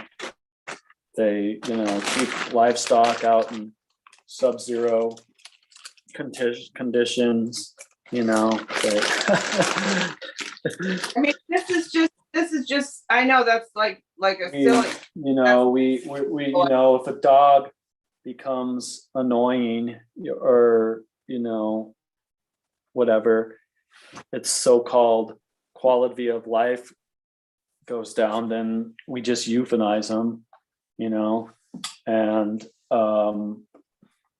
which, you know, is illegal to do for humans, you know, unless they've changed that.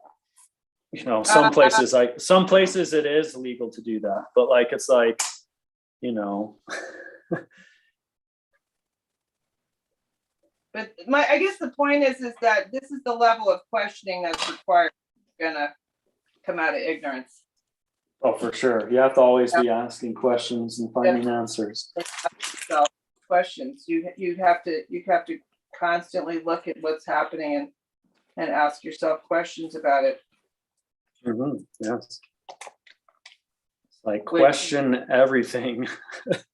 Yeah, question everything, and then ask yourself. Like, I mean, you'd ask yourself, would that be okay for me to be standing out there in 17 below?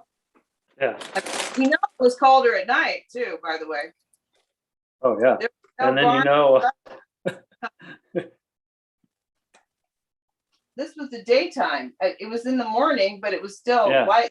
Sun was shining. It was like, oh my God, we couldn't believe it was that cold, but it was like, wow, this is like incredibly cold. And, you know, there was no barn anywhere in sight. So it's like, this is just normal. And I'm sure the people that quote own the cows like think they're fine. I mean, if they didn't think they were fine, they would do something about it. Well, they don't, they're not raising the cows because they care about them. They're raising the cows so they can slaughter them and eat them. So yeah, I know. Again, this is it, but this is another. I don't know. It's just so fucked up. It's like, you know, if that's the purpose of that, if that's what you're seeing the purpose of the animal is, then you don't really see it as being something to care about because you're just planning on killing it anyways. Right, because then some people will be like, oh, well, they have fur, so they're going to stay warm.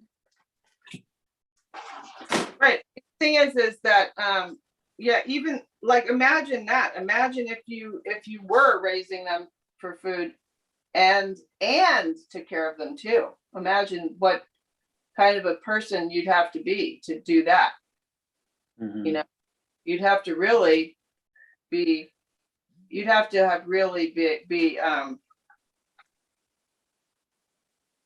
conscious, very conscious person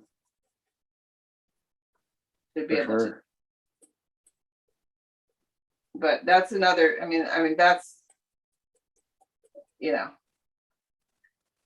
I mean it's incredible. But that's like a good point, like you bring up, you know, it's like, look at how these poor animals are being treated, you know. Right, but I mean that would, like, let's just say it's not wrong to be carnivore or whatever, eat meat. Let's just imagine how big of a person you would have to be to be a meat eater, raising animals for your food and still take care of them and treat them well. I mean, wow. You know, that's. Yeah, I mean, they make like coat things you can throw over livestock, or there's this technology called a barn that you can bring them into. Yeah, the barn. When it's super cold, you know, hey, look, the forecast is saying it's going to be like 17 below tonight. Maybe we ought to think about rounding up the cattle and bringing them into the barn, you know? Right. Yeah. I mean, yeah, I don't know. I mean, I don't want to get stuck on this topic because there's so many other things. Just something that I happened to see the other day that I just like, this is wrong, but it's the kind of thing that no one would ever notice except me. Like me and a few other people would notice this, you know. And I mean, and I'm not, I am, you know, carnivore at this moment. So it's just interesting. Like if you see that thing on the egg carton that says certified humane, you got to ask yourself, what the fuck does that actually mean? I mean, in my mind, humane may mean something totally different, obviously, than it means to most people. Or it's like free range. Well, are they free ranging in sub-zero conditions? Maybe that's not really, yeah, sure, it's free range, but in like the Arctic. I mean, it's just like, see, this is the other thing about ignorance and nescience. It's like you can't just turn your learning over to other people. Where it's like, oh, this banana is organic, but then it's, was produced by, has the Chiquita or whatever label on it. But then if you get into that Chiquita corporation has done horrible things to its farmers and like it's paid them like pennies, for like laboring and getting these organic, bananas. It's like, right. There's some immoral things that happened, in getting those bananas into the grocery store for you to buy, right, in certain situations. Yeah, would any of this be happening if people were aware of it? I mean, and again, so this is where moral culpability comes in with regards to ignorance, because you will be held morally culpable if you are willfully ignorant. This is yeah, like, and it's like, example, like people who held the door open of the ovens during World War II and said, "Oh, I'm just doing my job." Those people were held culpable for that. Oh, for sure. And we don't know what happens to us in the afterlife too, as far as like, if you're an immoral person, no one knows what happens in the afterlife. Oh no. And so there could be consequences there that we don't know about. You know what I mean? And like some of the Egyptian stuff kind of insinuates, yes, there are consequences for you in the afterlife if you're not a moral human, And actually a lot of religions say the same thing, Right, exactly. And that is something that's could be, detrimental to the continued survival of humanity if we don't realize it. Right. That is true.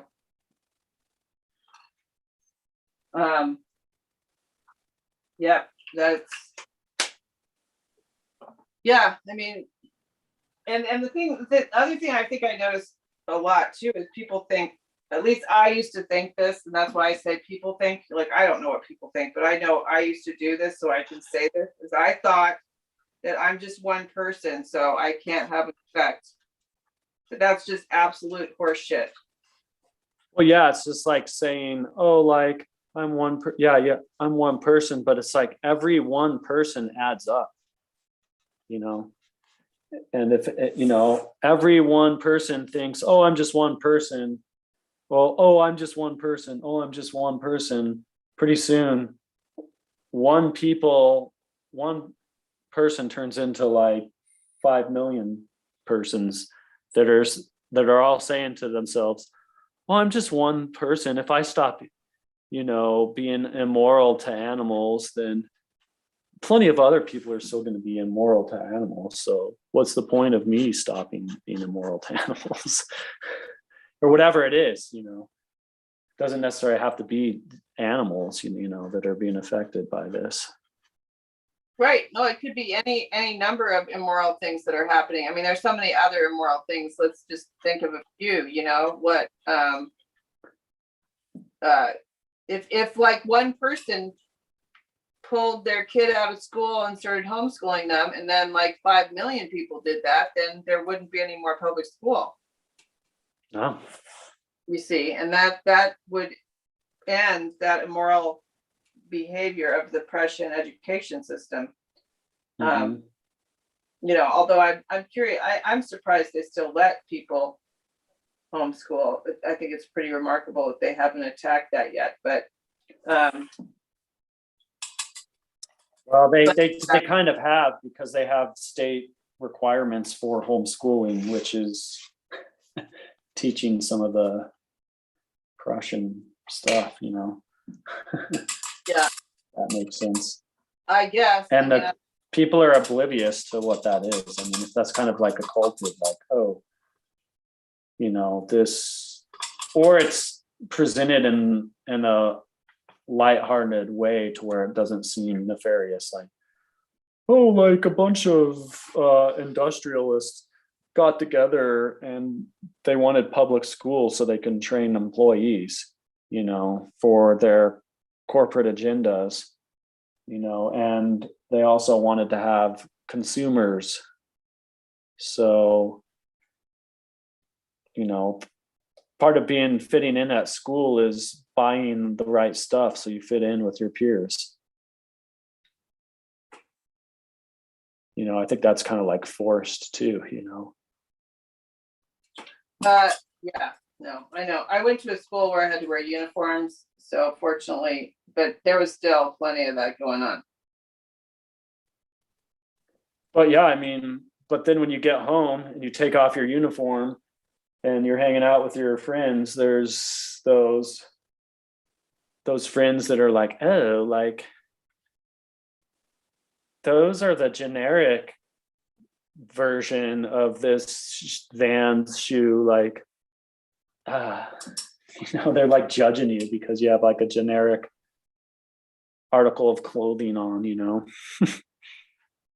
Right. Like you should have the name brand like ones, Yes, I know. Believe me. Yeah, I went through all that. I've survived that. I didn't kill myself, so I survived it barely. With a little help from substances. And I think that's another story, another part of it. That's another part of it. What kids, I mean, I'm sure that suicide rates have gone up for children lately. Oh, they have. Oh, they definitely have. And that's been talked about. And I think that's, partly in some areas, people, like parents were like up in arms about stuff, and they were like, they're trying to help sway what the districts are saying, and like, hey, look, our kids need to like be in, not forced to wear masks and stuff, when the data is showing that kids aren't hardly affected by the thing. And like, it's like, I don't know, it's gotten messy. Some of that stuff.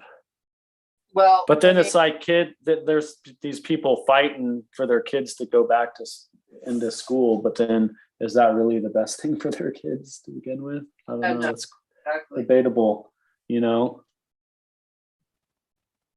No, I don't think it really is. But I mean, I understand, like, if parents have to work and all that stuff. But this is the kind of questions that people who are not ignoring what's going on. Why do they have to work to support these corporate agendas that implemented the Prussian education system? That's why they have to work, so they can support the materialism that has been falsely created by these big industrialists. Well, as well as I do that people work. They have to make a living somehow. Oh yeah. To have food on the table in this culture. That is unfortunately a reality. Well, because we've all bought into the notion of currency and it being worth something of value. Well, let's get back to ignorance and nescience, because that is such a huge topic that people it takes a while for people to come out from indoctrination from that. I mean, I just know for myself. Well, I think most people are nescient, maybe even to what a currency really even is. Oh, that's true. Right. No, you just accept it as what is and what always has been. Yeah, exactly. Yeah. I think there's like some cuneiform tablets and stuff from like Sumer, the Sumerian days, that actually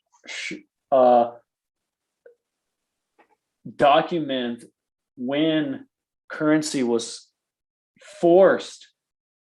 violently forced upon humanity. Really? Yeah. I'd have to dig into, I have a book that talks about it. I have to dig back into that book to get more detailed information on that to you guys. But yeah, I'm pretty sure it's in that Ubuntu book, which I don't agree with everything in that book. And I think the guy that lost it, he's not totally in tune with certain things, because he's convinced that we need this council of elders, which in my eyes is just like another form of the same government we already have, Really? But that he does have some good stuff in there and some good points about like tweaking our values and what we value a little bit to live a life where there's abundance and a greater deal of equality. So you don't think so? Instead of a council of elders, you just think it should be a council of like everyone? I'm not necessarily thinking the council of elders is necessarily a bad thing. I'm just thinking that, I'm not sure if that's the full answer, Right. Because these councils can become corrupted is the point. Anytime there's some sort of council of anything, it could be corrupted. And so that's where, I think part of it is like the value structure. As long as the value structure is believed in enough, then I think the council would auto correct out of corruption, because if there's enough people in the council that are in line with natural law, when the ones that start to become greedy or try to enforce, not live in harmony and in community with their others, then they'll be kind of like put into check. Like, hey, look. Well, you know what? That is funny to bring that up, because that is not what happens. I mean, honestly, do you know that saying? I think I've said that saying to you before. Good times produce bad men. Bad men produce bad time or something. Bad times then produce good men. You know that saying? No. You've never heard that saying before? I think maybe so. Okay, that is true, because I have seen this in my own little community of people that use spiritual principles to stay together. And but they have become so lazy that they don't use them anymore, and they don't care. Like, they just literally, I mean, let's add to it, of course, the Prussian education system and everything that's happened to humanity. But there would have to be something else that would make people somehow not allow their beliefs to become corrupted, because it's the generation, it's the generation past. The first generation that makes the correction and tries to live that way is great. And then the following generation, unless that generation doesn't give their children extra relief from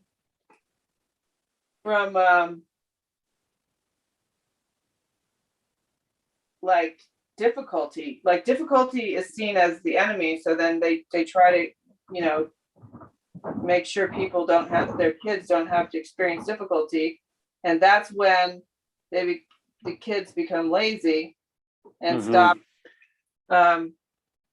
practicing the principles that their parents fought so hard for. And then it gets worse and worse over time. For sure. No, I totally agree. That really has to be addressed, is how to make sure that doesn't happen again. And I don't know how to do that. I don't know if it's possible, just because of how we are. Well, it's like so much different now too. Like when like you were a kid, like you probably, had a lot more freedom to like walk like to the grocery store to buy a popsicle or something. Whereas nowadays it's like, oh no, I'll just take you there. It's too dangerous for you to go on your own, Oh, I used to walk like I at least a mile from the bus to my house. Yeah, now it's like we just had a thing here that they just like some of the bus student, one of the whole bus routes for busing the kids to school was completely gotten rid of because partly I don't think enough parents were using it, and the other part of it was allegedly they're having trouble staffing the bus drivers or whatever. But it's like, there's less people who are even trusting their kids to ride the bus, I guess is my point, than there used to be. Everyone used to ride the bus to school unless you were close enough to walk. There was no like huge long car lines of parents picking up and dropping off their kids. They rode the bus. Yeah. I mean, when I was in school, I rode the bus like from elementary school until I was in, old enough to drive. Unless like I had a doctor's appointment, there's situations where like, sometimes your parents picked you up, Right. Or a friend's parents picked you up, you had soccer practice like across town or something. And but it was quick enough after school that you didn't have time to ride the bus all the way home and then get to soccer practice or whatever. Right. No, I hear you. So that what you're saying is that. But now it's like everyone just drives their kids to school, and it's harder for parents because they have to figure out their work schedules, and then like, it's like they got to get their kid, but they also have to work, and so it's like, and so then they have to have like these aftercare programs and stuff that, it's like a catch-22. It's like you have to go to work, but then you have to pay all this money for aftercare for your kid because the kid's not in school for the full 8 hours that you're at work, Yeah, no, I mean, it's like they purposely did that. They're like, oh, we'll make school this long so that it doesn't really make it feasible for parents to have a job that can really like, especially like single parents, it's like really difficult for them. It's like, okay, so I have to pick my kids up from school because they're no longer have buses, or my route for whatever reason got canceled, and so now I have to take my kid to school or drive them to another bus that's not as close as the old bus used to be. Yeah, it is weird. Yeah, I don't know. I mean, let's get back to the topic though. Except that how that does go to the topic. I mean, I think that has to do with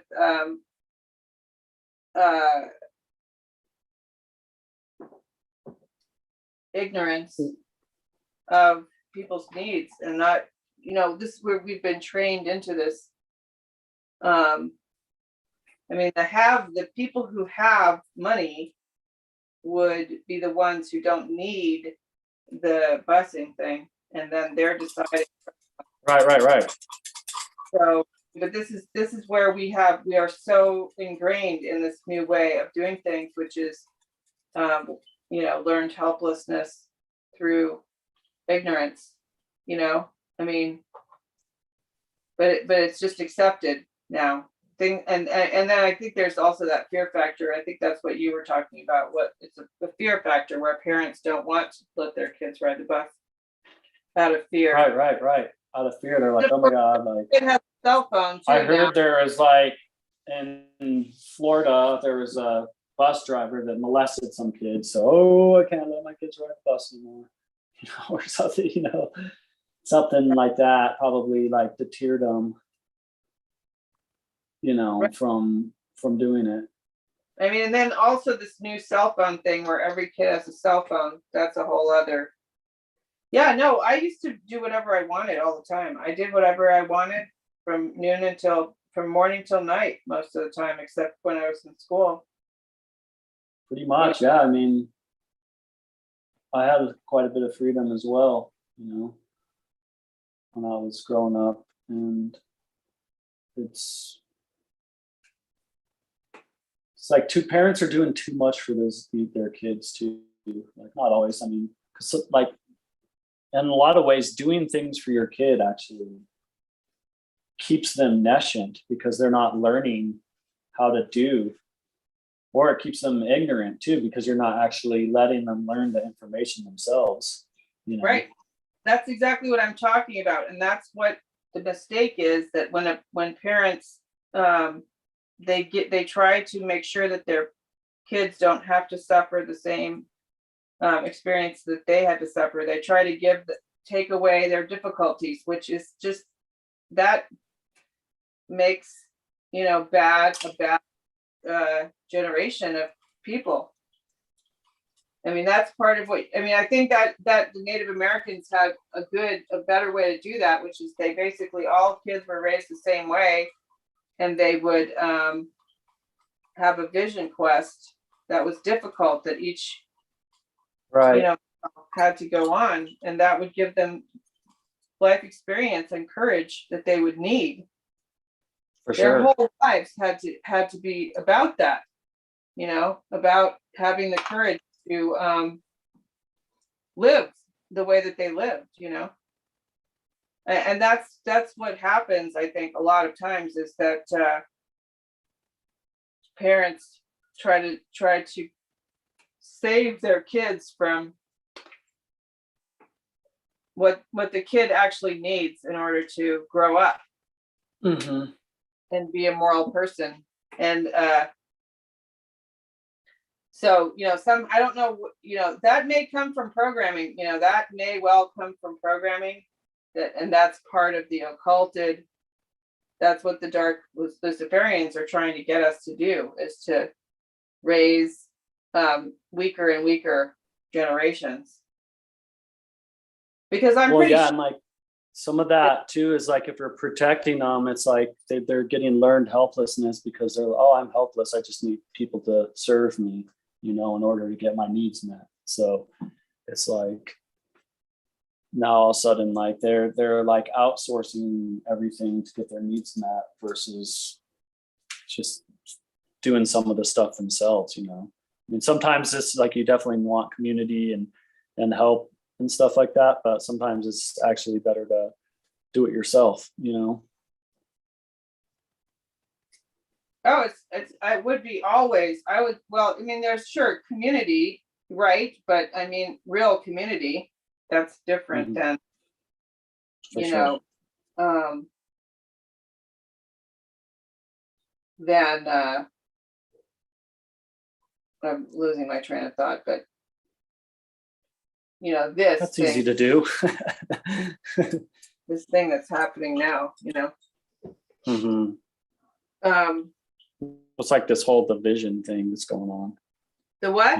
Oh, the division thing. Like, it's like, be afraid of your neighbor.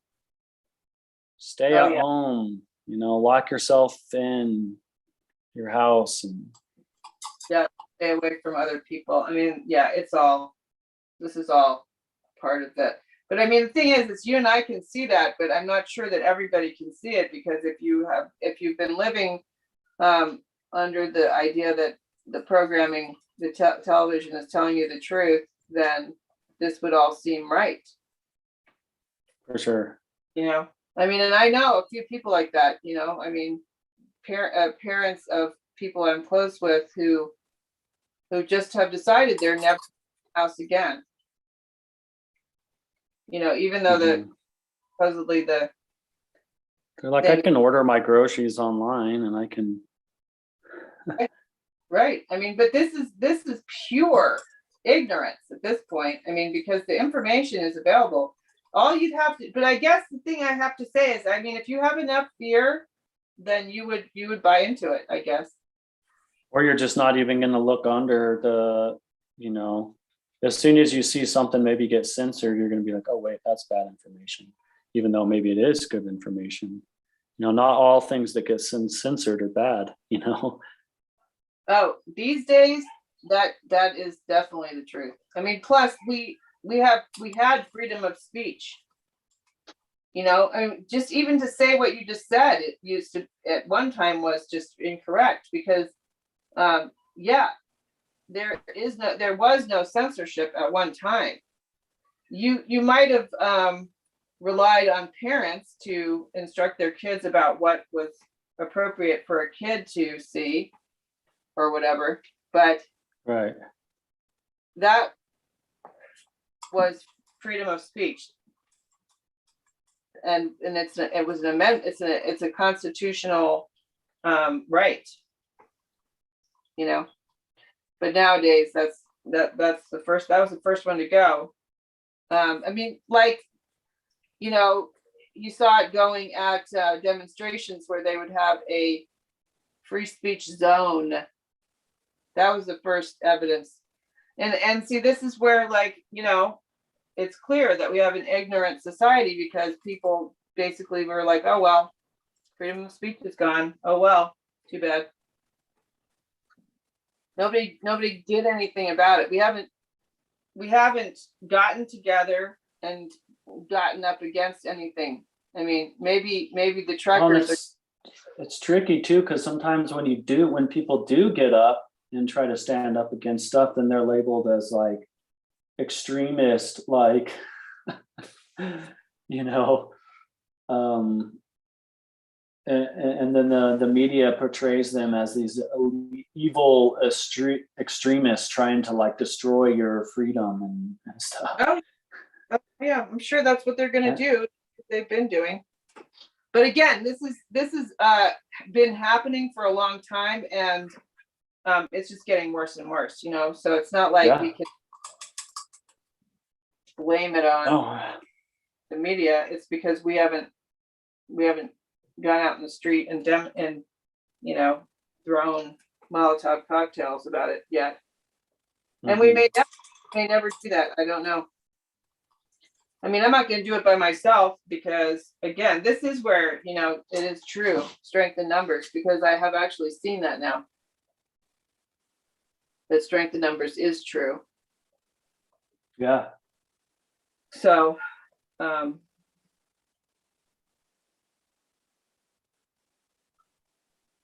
yeah, I'm not really sure, but back to the topic of ignorance and nescience again.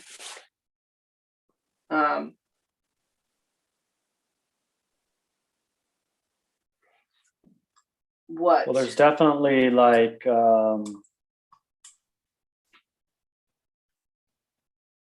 it's almost like in some ways like people are nescient because they, the information isn't like just blatantly put in front of them. And I don't know.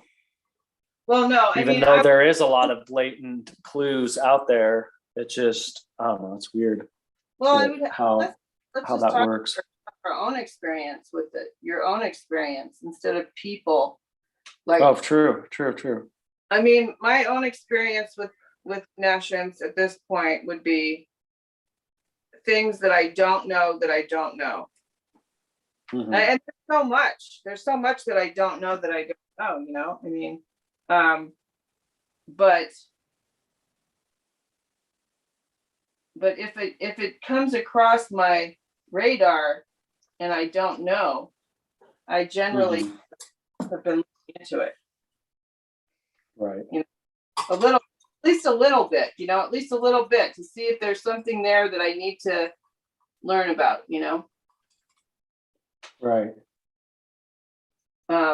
If only just to keep my brain working so I don't get Alzheimer's, whatever I'm telling myself. I mean, I need to learn, I need to keep my brain active so that my brain cells don't die off. Well, it's like too, like in my you know, I've noticed this in my life that,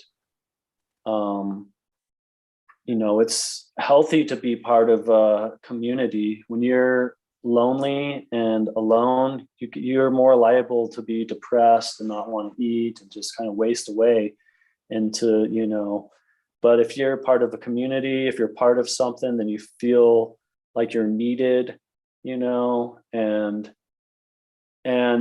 you know, when like the news is like telling you to stay in your house or whatever and not interact with people, that's destroying community. And you know, the fact is that we're healthier with community. That the fact that they're trying to destroy community is actually killing people. right, Because clue you that, know, it's a proven scientific fact that if you're part of a community, you're going to be healthier than if you're just, you know, so fearful of your fellow human beings that you just seclude yourself. You know, it's not a healthy place to be, not a healthy mindset to be in. right. So what you're saying, I guess, is that that should be a clue that something's going on. Yes, that should be a clue. Yes, exactly. That's exactly what I'm saying. That should be a clue in itself that something fishy is going on, because you can't, you know, they want you to not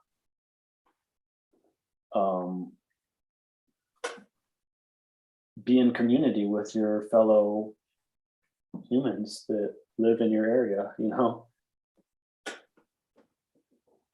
Right. Right. So look into it. Even though it's scary, even if it's scary, because I mean, the thing about it is you can do it at your own pace. Even But a little better than nothing. what destroys fear? Knowledge of what you're afraid of, you know, because if you know all the ins and outs, all of a sudden that thing that you were afraid of isn't scary anymore. Well, Because I you know, about you that know. actually. That theoretically that is true, but then if you also have trauma, you might have to have trauma, some kind of trauma release too, because I did that myself, hoping that knowledge was going to fix it, but it didn't. I actually had to have trauma therapy release me from fear. And I'll give you an example of this. No, that's true. You're right. This is a good example, okay, about this very topic, which is when the first mask mandate happened, I really wanted to not wear a mask. Really wanted to not wear a mask, right? Because I knew total tyranny. I knew the whole thing was, I knew intuitively that it was total tyranny, right? But I didn't have all the facts. And then, but I did end up succumbing to wearing a mask a few times when I went to the grocery store, because I just didn't have the courage to stand up. Well, I during that time, I did learn all I needed to learn about how it was total tyranny and everything by, you know, getting into a school with a community of people that knew everything about what was going on. And I learned everything, but it didn't give me the courage to stand up. I still was suffering from trauma. So then I had some trauma therapy about few different things. And then I was released, so that when they did the second mask mandate, I haven't worn a mask the second time. And I was released from that fear. So that is testimony to knowledge not being the only necessary. But you have to do it. I mean, the thing was, I took it on as a challenge. I was like, I do not want to be acting against my, the three things: thoughts, emotions, and actions. I want them to be in alignment. Right. So I'm going to do whatever I have to do to get them into alignment. And that meant that I had to come into some knowledge about some things that I had shut off, I had blocked. For sure. So that is kind of important, I think, because I really thought, I was like, okay, I'm going to take on this challenge of believing that it's just knowledge, right? But for cases, it isn't just knowledge. Right, yeah. Good information, I think a lot of people have experienced trauma. I think that trauma is part of the psyop that has been. I think you're right, for sure. Put upon humanity so that it will render us completely incapable of even. I mean, I would say maybe even trauma is responsible for why people don't investigate and remain ignorant. I could definitely relate to that for sure. It's easier to remain willfully ignorant than take on the trauma, it is very, very an unpleasant experience. The feelings that come up are very, but the thing is that, once you do it, then you've done it. And so you can't, it gets less and less overwhelming. And then you're like, then when it comes up the next time, you're like, oh, this is just trauma. I have to do a session on this because it's triggering a subconscious response from the past, and I have to. Right. But it's not as scary. It's not life and death terrifying like it was the first time. For sure. Yeah. No, trauma is a big thing for sure. And I was talking about that, just like that trauma that I experienced when I was in school, where people were calling me dumb because I had to go to the special education classes for certain subjects. And, that, caused fear for me, like going into coming of age and becoming an adult. I was like scared, like, oh, I'm like not as smart as, I was traumatized into thinking that I wasn't as intelligent as my peers. And so growing up, that was kind of scary, like, am I even going to be able to live on my own because of this, Right. No, I'm sure.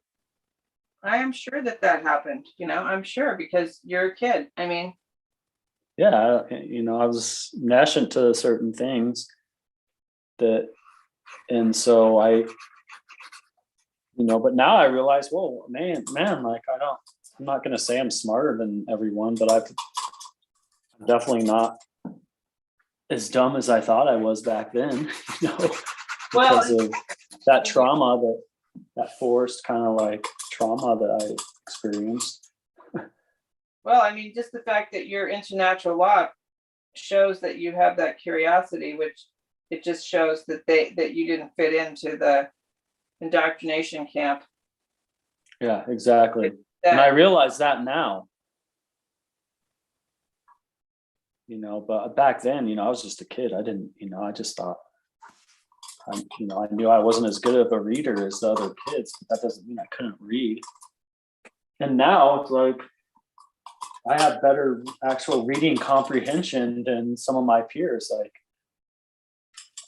I've had situations where people like read stuff and they're like, I totally do not get this at all. And then I read it and then I can actually articulate it and explain it to them in a way that they can understand it, in some situations, which is kind of cool. I was like, I'm glad like that I overcame my obstacles and realize that, hey, look, I'm actually smart. Yeah, that's very, because I personally don't have good comprehension at all. And my dad like helped with that too, because he would like, I'd feel down on myself, or like, oh, I'm not as smart as smart. And he'd just tell me, he'd just say, you're a genius.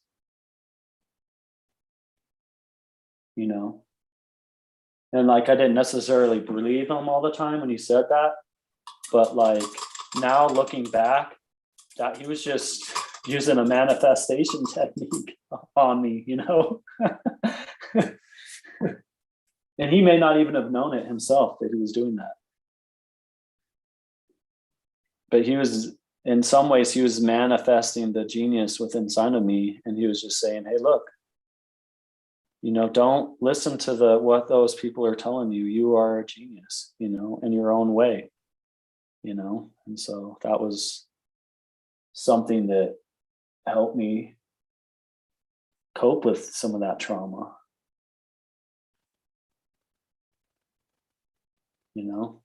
Yeah. and thankfully I'm glad he did that too, because that might have been like, that could have been part of what helped me not succumb fully into believing that I was dumber or whatever than my peers.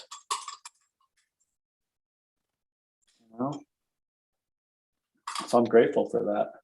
That he did that. That's really great. I mean, that really is. That's pretty amazing, actually. So I had like a lot of other adults telling me the opposite, Did you? Oh yeah.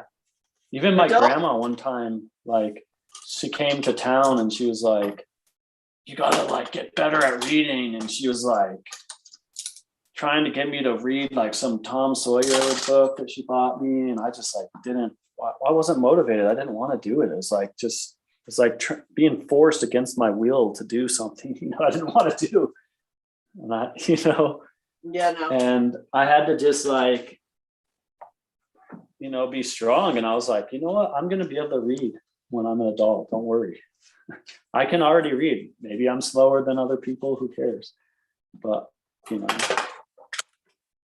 that's probably actually a good thing, because I'm actually intaking this stuff and making sure I understand what I'm reading before I move on to the next page,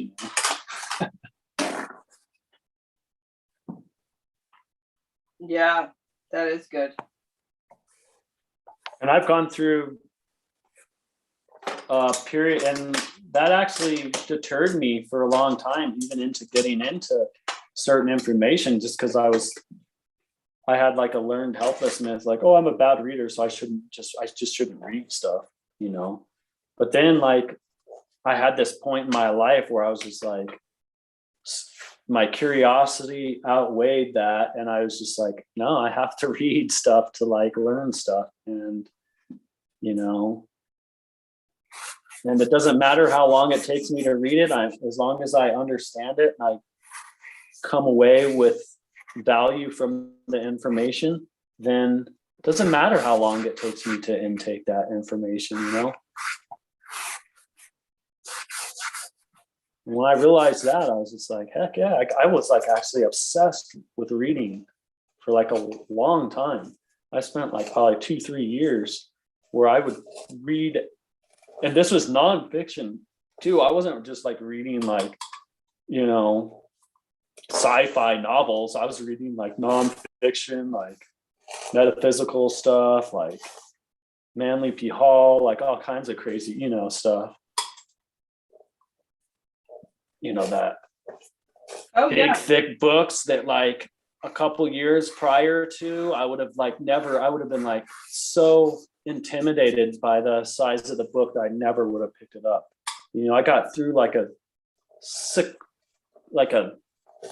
1,000-page book in like under a year. And I was like, so like proud of myself. I was like, oh my God, like 3 years ago, I would never even have considered reading a 1,000-page book like that, or whatever it was. So what happened that changed that? I think it was just my curiosity outweighed the fear of reading that book or the time commitment of putting into that book. Just that curiosity of like wanting to understand this reality more and understand spirit more and understand, what the real laws of nature are, the visible ones and the unseen ones. So there wasn't any adult interaction that assisted in changing that for you?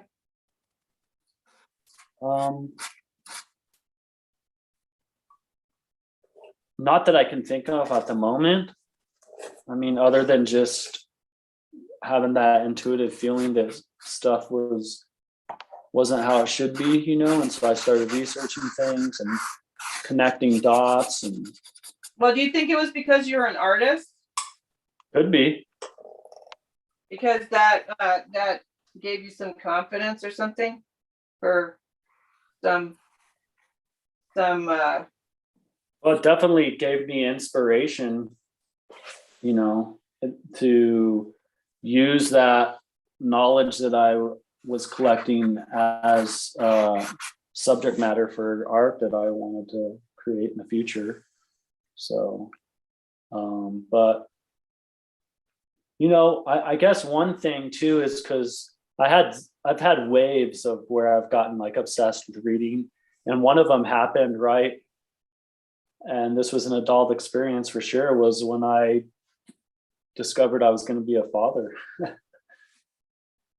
Caused me to really start looking into stuff a lot deeper than I used to. Well, which is kind of interesting.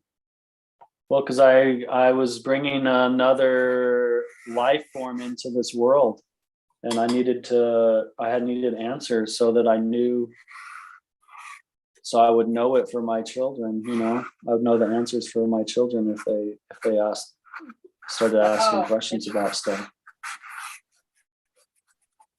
And in some of my research, I had this like reoccurring dream when I was a little kid for a while. And when I got into this like dream research and out of body experience research, I actually discovered that I was actually having out of body experiences that were terrifying because I thought it was just a bad dream. And the reason it was terrifying is because when I was out of body, I had no vocal cords, so I couldn't speak. And so, and like the dream or out of body experience was me getting up out of bed and going into my parents' room and trying to wake them and not being able to wake them because I couldn't speak. And then I'd have experiences where like this one time, like I couldn't open the door to get into my parents' house or into their room because it was closed. But then I realized my hand, every time I tried to press on the door, my hand was just going straight through it. Oh my God. And so then I walked through the door, and that kind of scared me because I thought I was dead. And then when I got to my parents' bedside, I was like trying to scream to wake them up, but like no sound was coming out. And that was just terrifying for me. And then I'd wake up, or the next day, like my parents would be like, oh yeah, you had a bad dream, or it's just a bad dream, or this is your bad dream. But there was one experience too, when I was coming back, like I realized I couldn't wake my parents up. So I was going back to my room. I walked through the door back to my room. And when I got to my room, my body was still in the bed. And that scared the shit out of me. And I just like, the only thing that was comforting was to crawl back in my body. And then I would wake up. Like, so I'd wake up and I'd just be all freaked out. And then I'd be like, I'd start screaming. And I'd be like, oh, thank God, I can scream again, And then I'd like go over to the door and I'd be like, oh yeah, the door is solid. Oh. you know. God. But that was terrifying. But later in life, I found out that those were probably out of body experiences. And having that knowledge, if a similar thing happens to one of my kids, I might be able to, educate them and say, hey, look, I don't think that was a dream. I think that might actually have been an out of body experience. Right. Plus, I mean, that would make super curious and as to what the hell's going on. That would definitely, because then you're I didn't even, and those dreams are so vivid that like I remember them to this day. Like, well, that's because you were a different kind of experience. But yeah, that also help you to become curious, more curious, because you have this other altered state of reality. mm-hmm. And somehow, you didn't just talk yourself out of it or repress it. Yeah, no, I just like, but like as soon as, but it was weird because I was like reading this book about like out of body experience stuff, and like a avalanche of memories, like these dreams just like came like straight back into me. I still vaguely remembered them just because they're traumatic that I remembered them. But then like a flood of like relief came over me, and like just like, and this is as an adult, like years and years after these dreams happened, and I was just like, oh my God, these were out of body experiences, like it was like an aha moment. And so, and then just the notion that, oh wow, people can have out of body experiences was another thing where I was just like, just sparked my curiosity even further, if that's even a thing. No, I don't have them anymore. But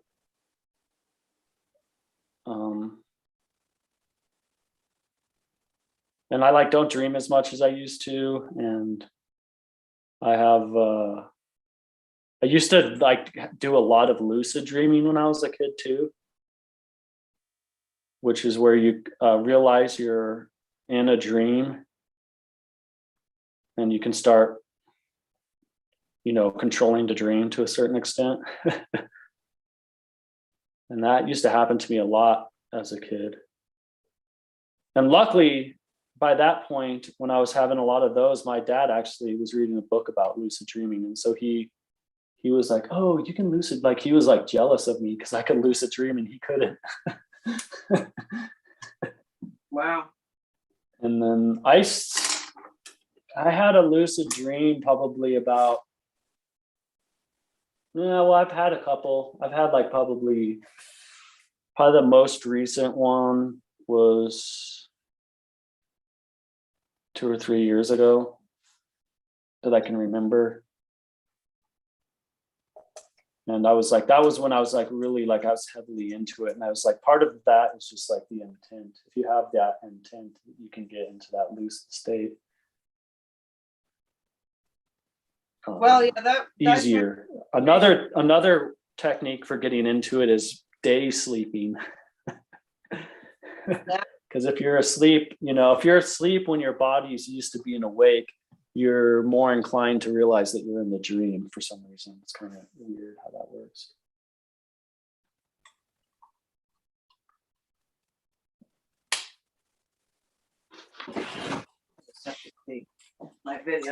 My video still on? Was last time I checked. Yeah, it's still going. Yeah, cool. Yeah, no, I did way more than I was planning on doing today. Boy. Good. Well, that's the beauty of doing this is that as I've mentioned before, like I don't wait for fear. Like I don't think about too much. I just go, oh, I'm going to do this now, and then I just jump into it. Yeah, no, I know what you mean. I jumped into another painting here. Oh, did you? Did you start another painting?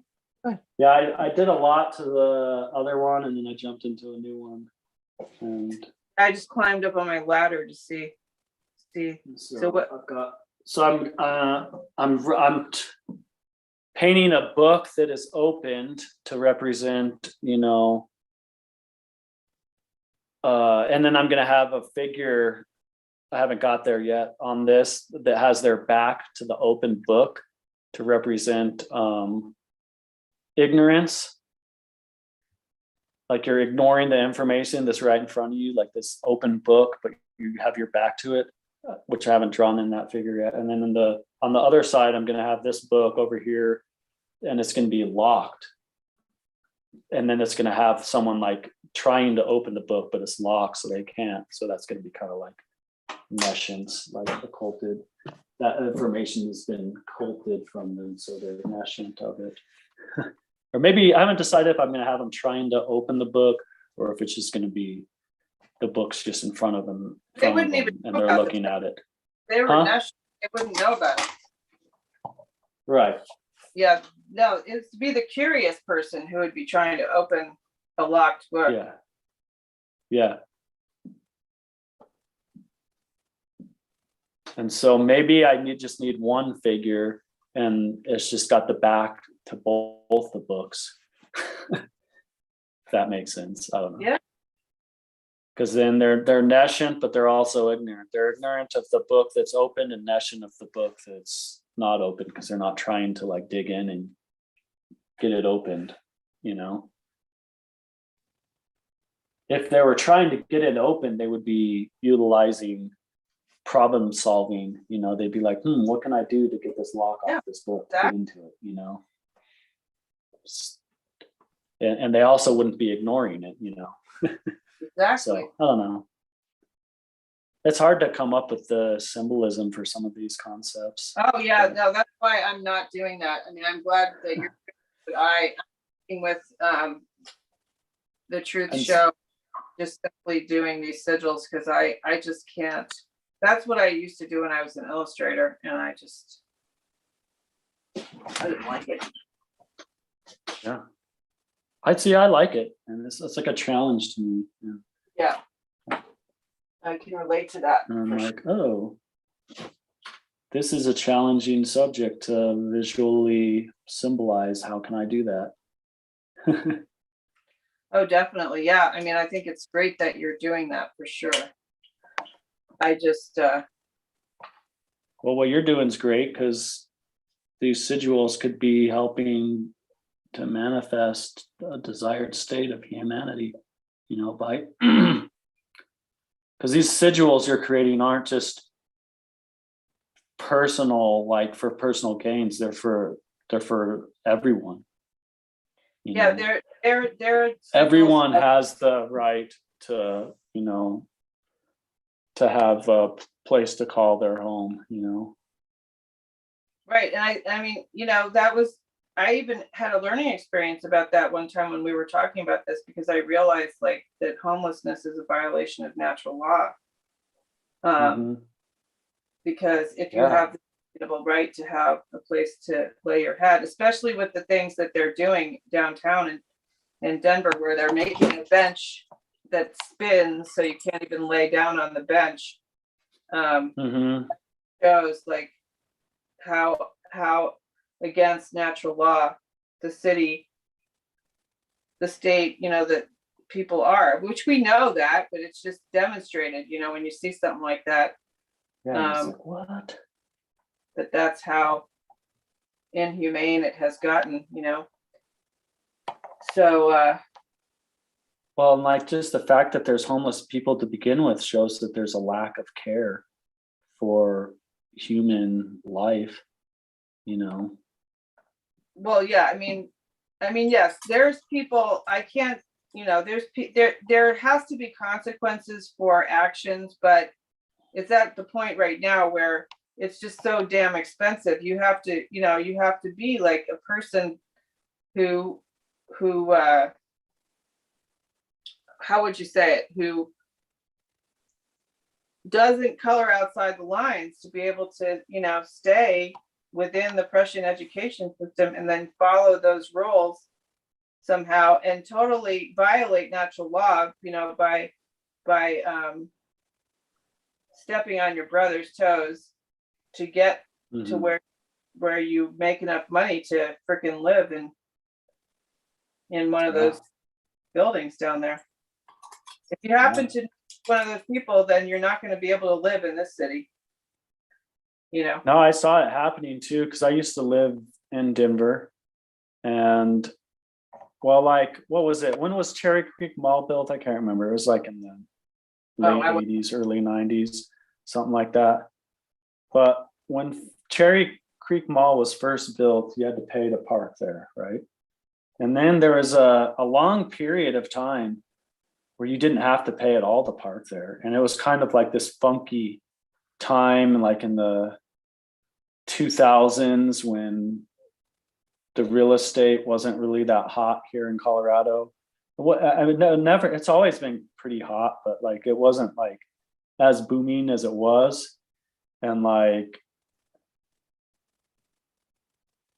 but then like about 10 years ago, the Colorado real estate just like really took off and stuff really started booming, and like certain areas started getting more and more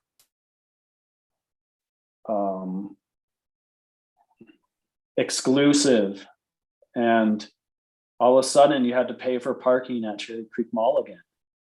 And I thought that was just like, it was just like an observation I made of like how like that's one way they drive poor people out of certain areas, is they make stuff expensive so they can't actually even be there. You know, like for instance, oh, if we don't want low lives shopping at our mall, then you make people pay for parking. And not even necessarily low lives. I shouldn't say that. Like we want to keep our mall, like we want people with money at our mall. So we're gonna force you to pay for parking to come here, you know? And so in a lot of ways that keeps some people out, because there's some people that don't have the money. They're like, I don't want to pay for parking to go buy, a $50 pair of pants. Like I'd rather buy a $50 pair of pants and park for free, I wouldn't buy a pair of pants.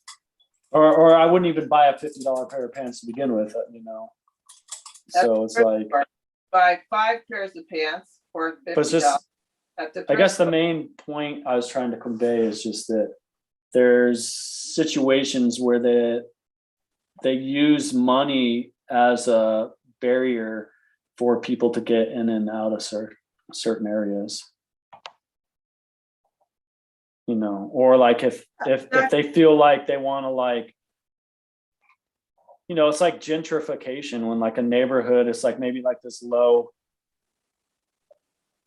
Yeah, 5 points. That's a good idea. Whatever, like this sketchy neighborhood, but then like artists and young people move into it, and pretty soon it's no longer a sketchy neighborhood, and it's like this like neighborhood that you can barely even afford to live in, because it's like it's turned into this like hot neighborhood, like the thing that happened in like a lot of places in New York City too, where like pretty like Williamsburg used to be like really sketchy and you didn't want to go there. But now it's like it's as expensive to live there as it is to live in Manhattan, No, I didn't know that. That's hilarious. But yes, when I lived there, it was very sketchy. I never even went there. It was so sketchy. And for me, that's crazy. Yeah. Washington. Yeah, like sketchy. When I was living in New York, Williamsburg was like the hot spot to be, other than certain neighborhoods in Manhattan. And it was like, yeah. But it used to be like sketchy and like dangerous, It was burned out, actually, like the Bronx. But yeah, I mean, that is, I bet you, I wonder if the Bronx is like upgraded too. That's so crazy. I mean, but that's, again, and if you don't watch those trends, if you buy into this bullshit and think this is normal, that's ignorance. That for sure. Like buying into those trends is ignorance. Right. When fact, let's get back to the original thing, which was, I have the inalienable right to place to lay my head. Yeah. And then there's, then there gets to be these situations where I have been involved in situations where the people who have homes are fighting to get into a place, and the people who are homed are fighting against the people who don't have homes. And that is just like insane, right there. Yeah, that's yeah. insane. So yeah, that's why I did these sigils, because I felt like, these are inalienable rights, and I think a lot of people don't even realize that there are inalienable rights at all, and what they possibly could be anymore, because they've been so eradicated from common language, common. Well, if you're confused as to what rights are to begin with, then how are you going to understand what inalienable rights are? Yeah, and they're inalienable because we are actually animals. And if you look at animals and all creatures in nature have a place to lay their head. Yep. Like you can just observe that. You can observe that in nature. I mean, that is observable in nature for sure. Everything in nature has a place to grow up or live. Mm-hmm. Plants have their place. Animals fall into their places. Yeah, maybe sometimes there's a little competition for places to live, but ultimately they fall into their places where they're going to live, Right. After... There's a place. I mean, there's never a shortage of places to live in nature for an animal. Are you kidding me? No. It's like if this burrow's taken, you go find another burrow. Exactly. Or you go dig another burrow. Yeah, or you go dig another burrow, or if somebody tries to take your burrow, then you use force. Yeah, you use self-defense to defend it. And self-defense is even built straight into certain species, like a duck, for instance. Like the male duck is really like beautiful and flashy colored, so that they are seen by the predator before the female duck. And that's a survival mechanism that has helped these ducks survive, because the colorful male duck can distract the predator from his, female that is, sitting on these eggs until they hatch. Whereas if it wasn't for that, then the predator, would just come in and have his way with the eggs or whatever. And, there wouldn't be this difference, like the female duck is like browns and like tan colored. And it's because they blend into the grass, that way. Whereas the flashier one, boom, it's seen. It's made its presence. It's known about. So that's amazing. I actually did not know that. Yeah, so I mean, like ducks are an example of how, of the self-defense and teamwork, and that like the male duck helps protect the female by having the more colorful patterns. Because a lot of people, like, I used to say this when I was a kid, like, how come the male ducks are prettier than the female ducks? Aren't girls supposed to be prettier than boys, kind of thing? And that was just like a weird, societal thing that we humans have, that we worship and the beauty of the female figure more than we worship the beauty of the male figure. Right. But actually it makes sense. And because I actually did not have any idea about that, and that makes perfect sense now. Nature wants, that's amazing. I had no idea. I used to wonder that myself. I thought the exact same thing. I was like, why? But I didn't even know where to look into it. But or maybe you did learn it. You just didn't. It just went in one era and out the other. That would never. If I had learned that, I would have kept that one. That's really that's very important to me. That's very important because it shows nature. Nature is about living and life and survival, and not just survival in terms of like just surviving, but actually thriving. But exactly. Nothing in nature is by mistake. Nothing in nature is has. it's not like, oh, these ducks accidentally have more color than the other ducks. Oh, right, like the female should be more, I mean, that's exactly what I thought. Why is that? Why, I would think that, but I just never looked into it because it just didn't stay in my brain long enough. But yeah, it makes perfect sense, because nature is about, protecting. In nature, there would never be homeless children unless a predator ate. And even then, it may not be homeless because it's still, maybe if it escaped the predator, it'd find other animals of its same species that would kind of understand, like, oh, like this predator like took the life of this animal's mother or father, and because of that, it's gonna have a hard time surviving. And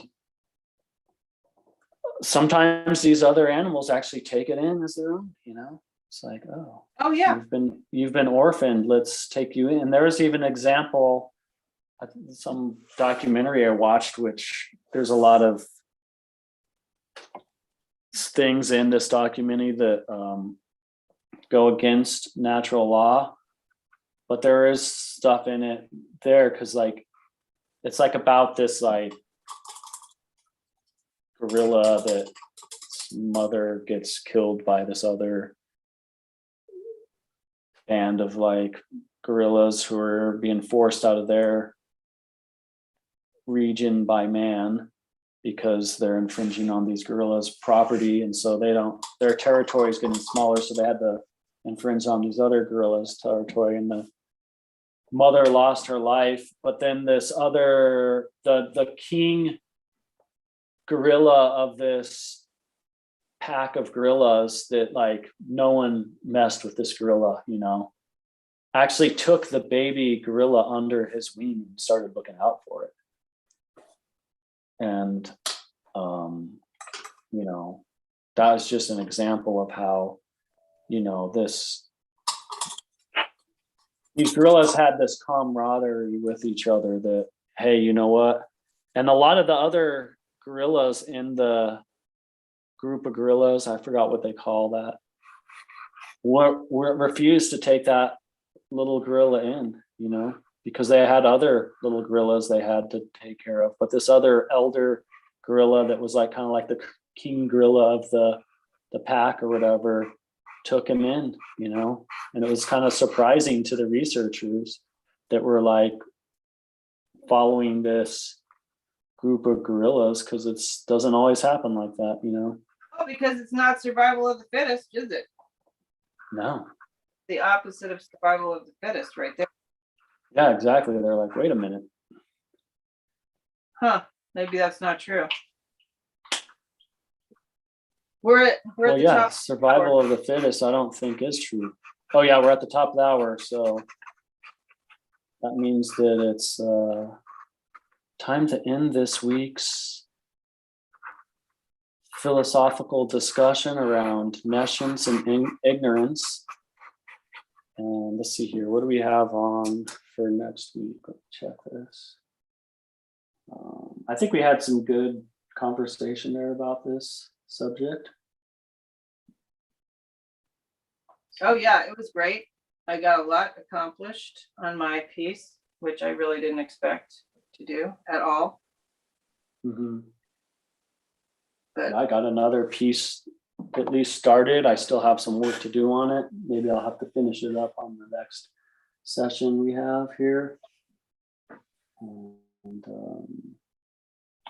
I can find this. I should have this opened before.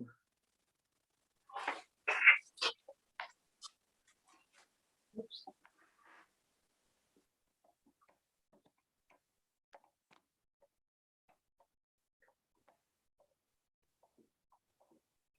you're looking for the next subject? Yeah, looks like it's problem solving. Solving. Mm-hmm. Okay, sounds good. Problem solving. recognizing, first you have to recognize there is a problem, diagnose the cause of the problem, actions necessary to rectify the causal factors which lead to the manifestation of the problem. So we're gonna dig into problem solving a lot. I'm sure the subject of the trivium will be coming up when we dig into that.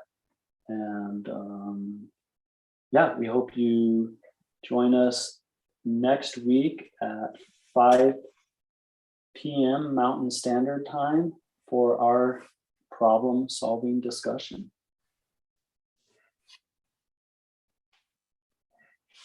Is there any closing words you'd like to say, Joanna?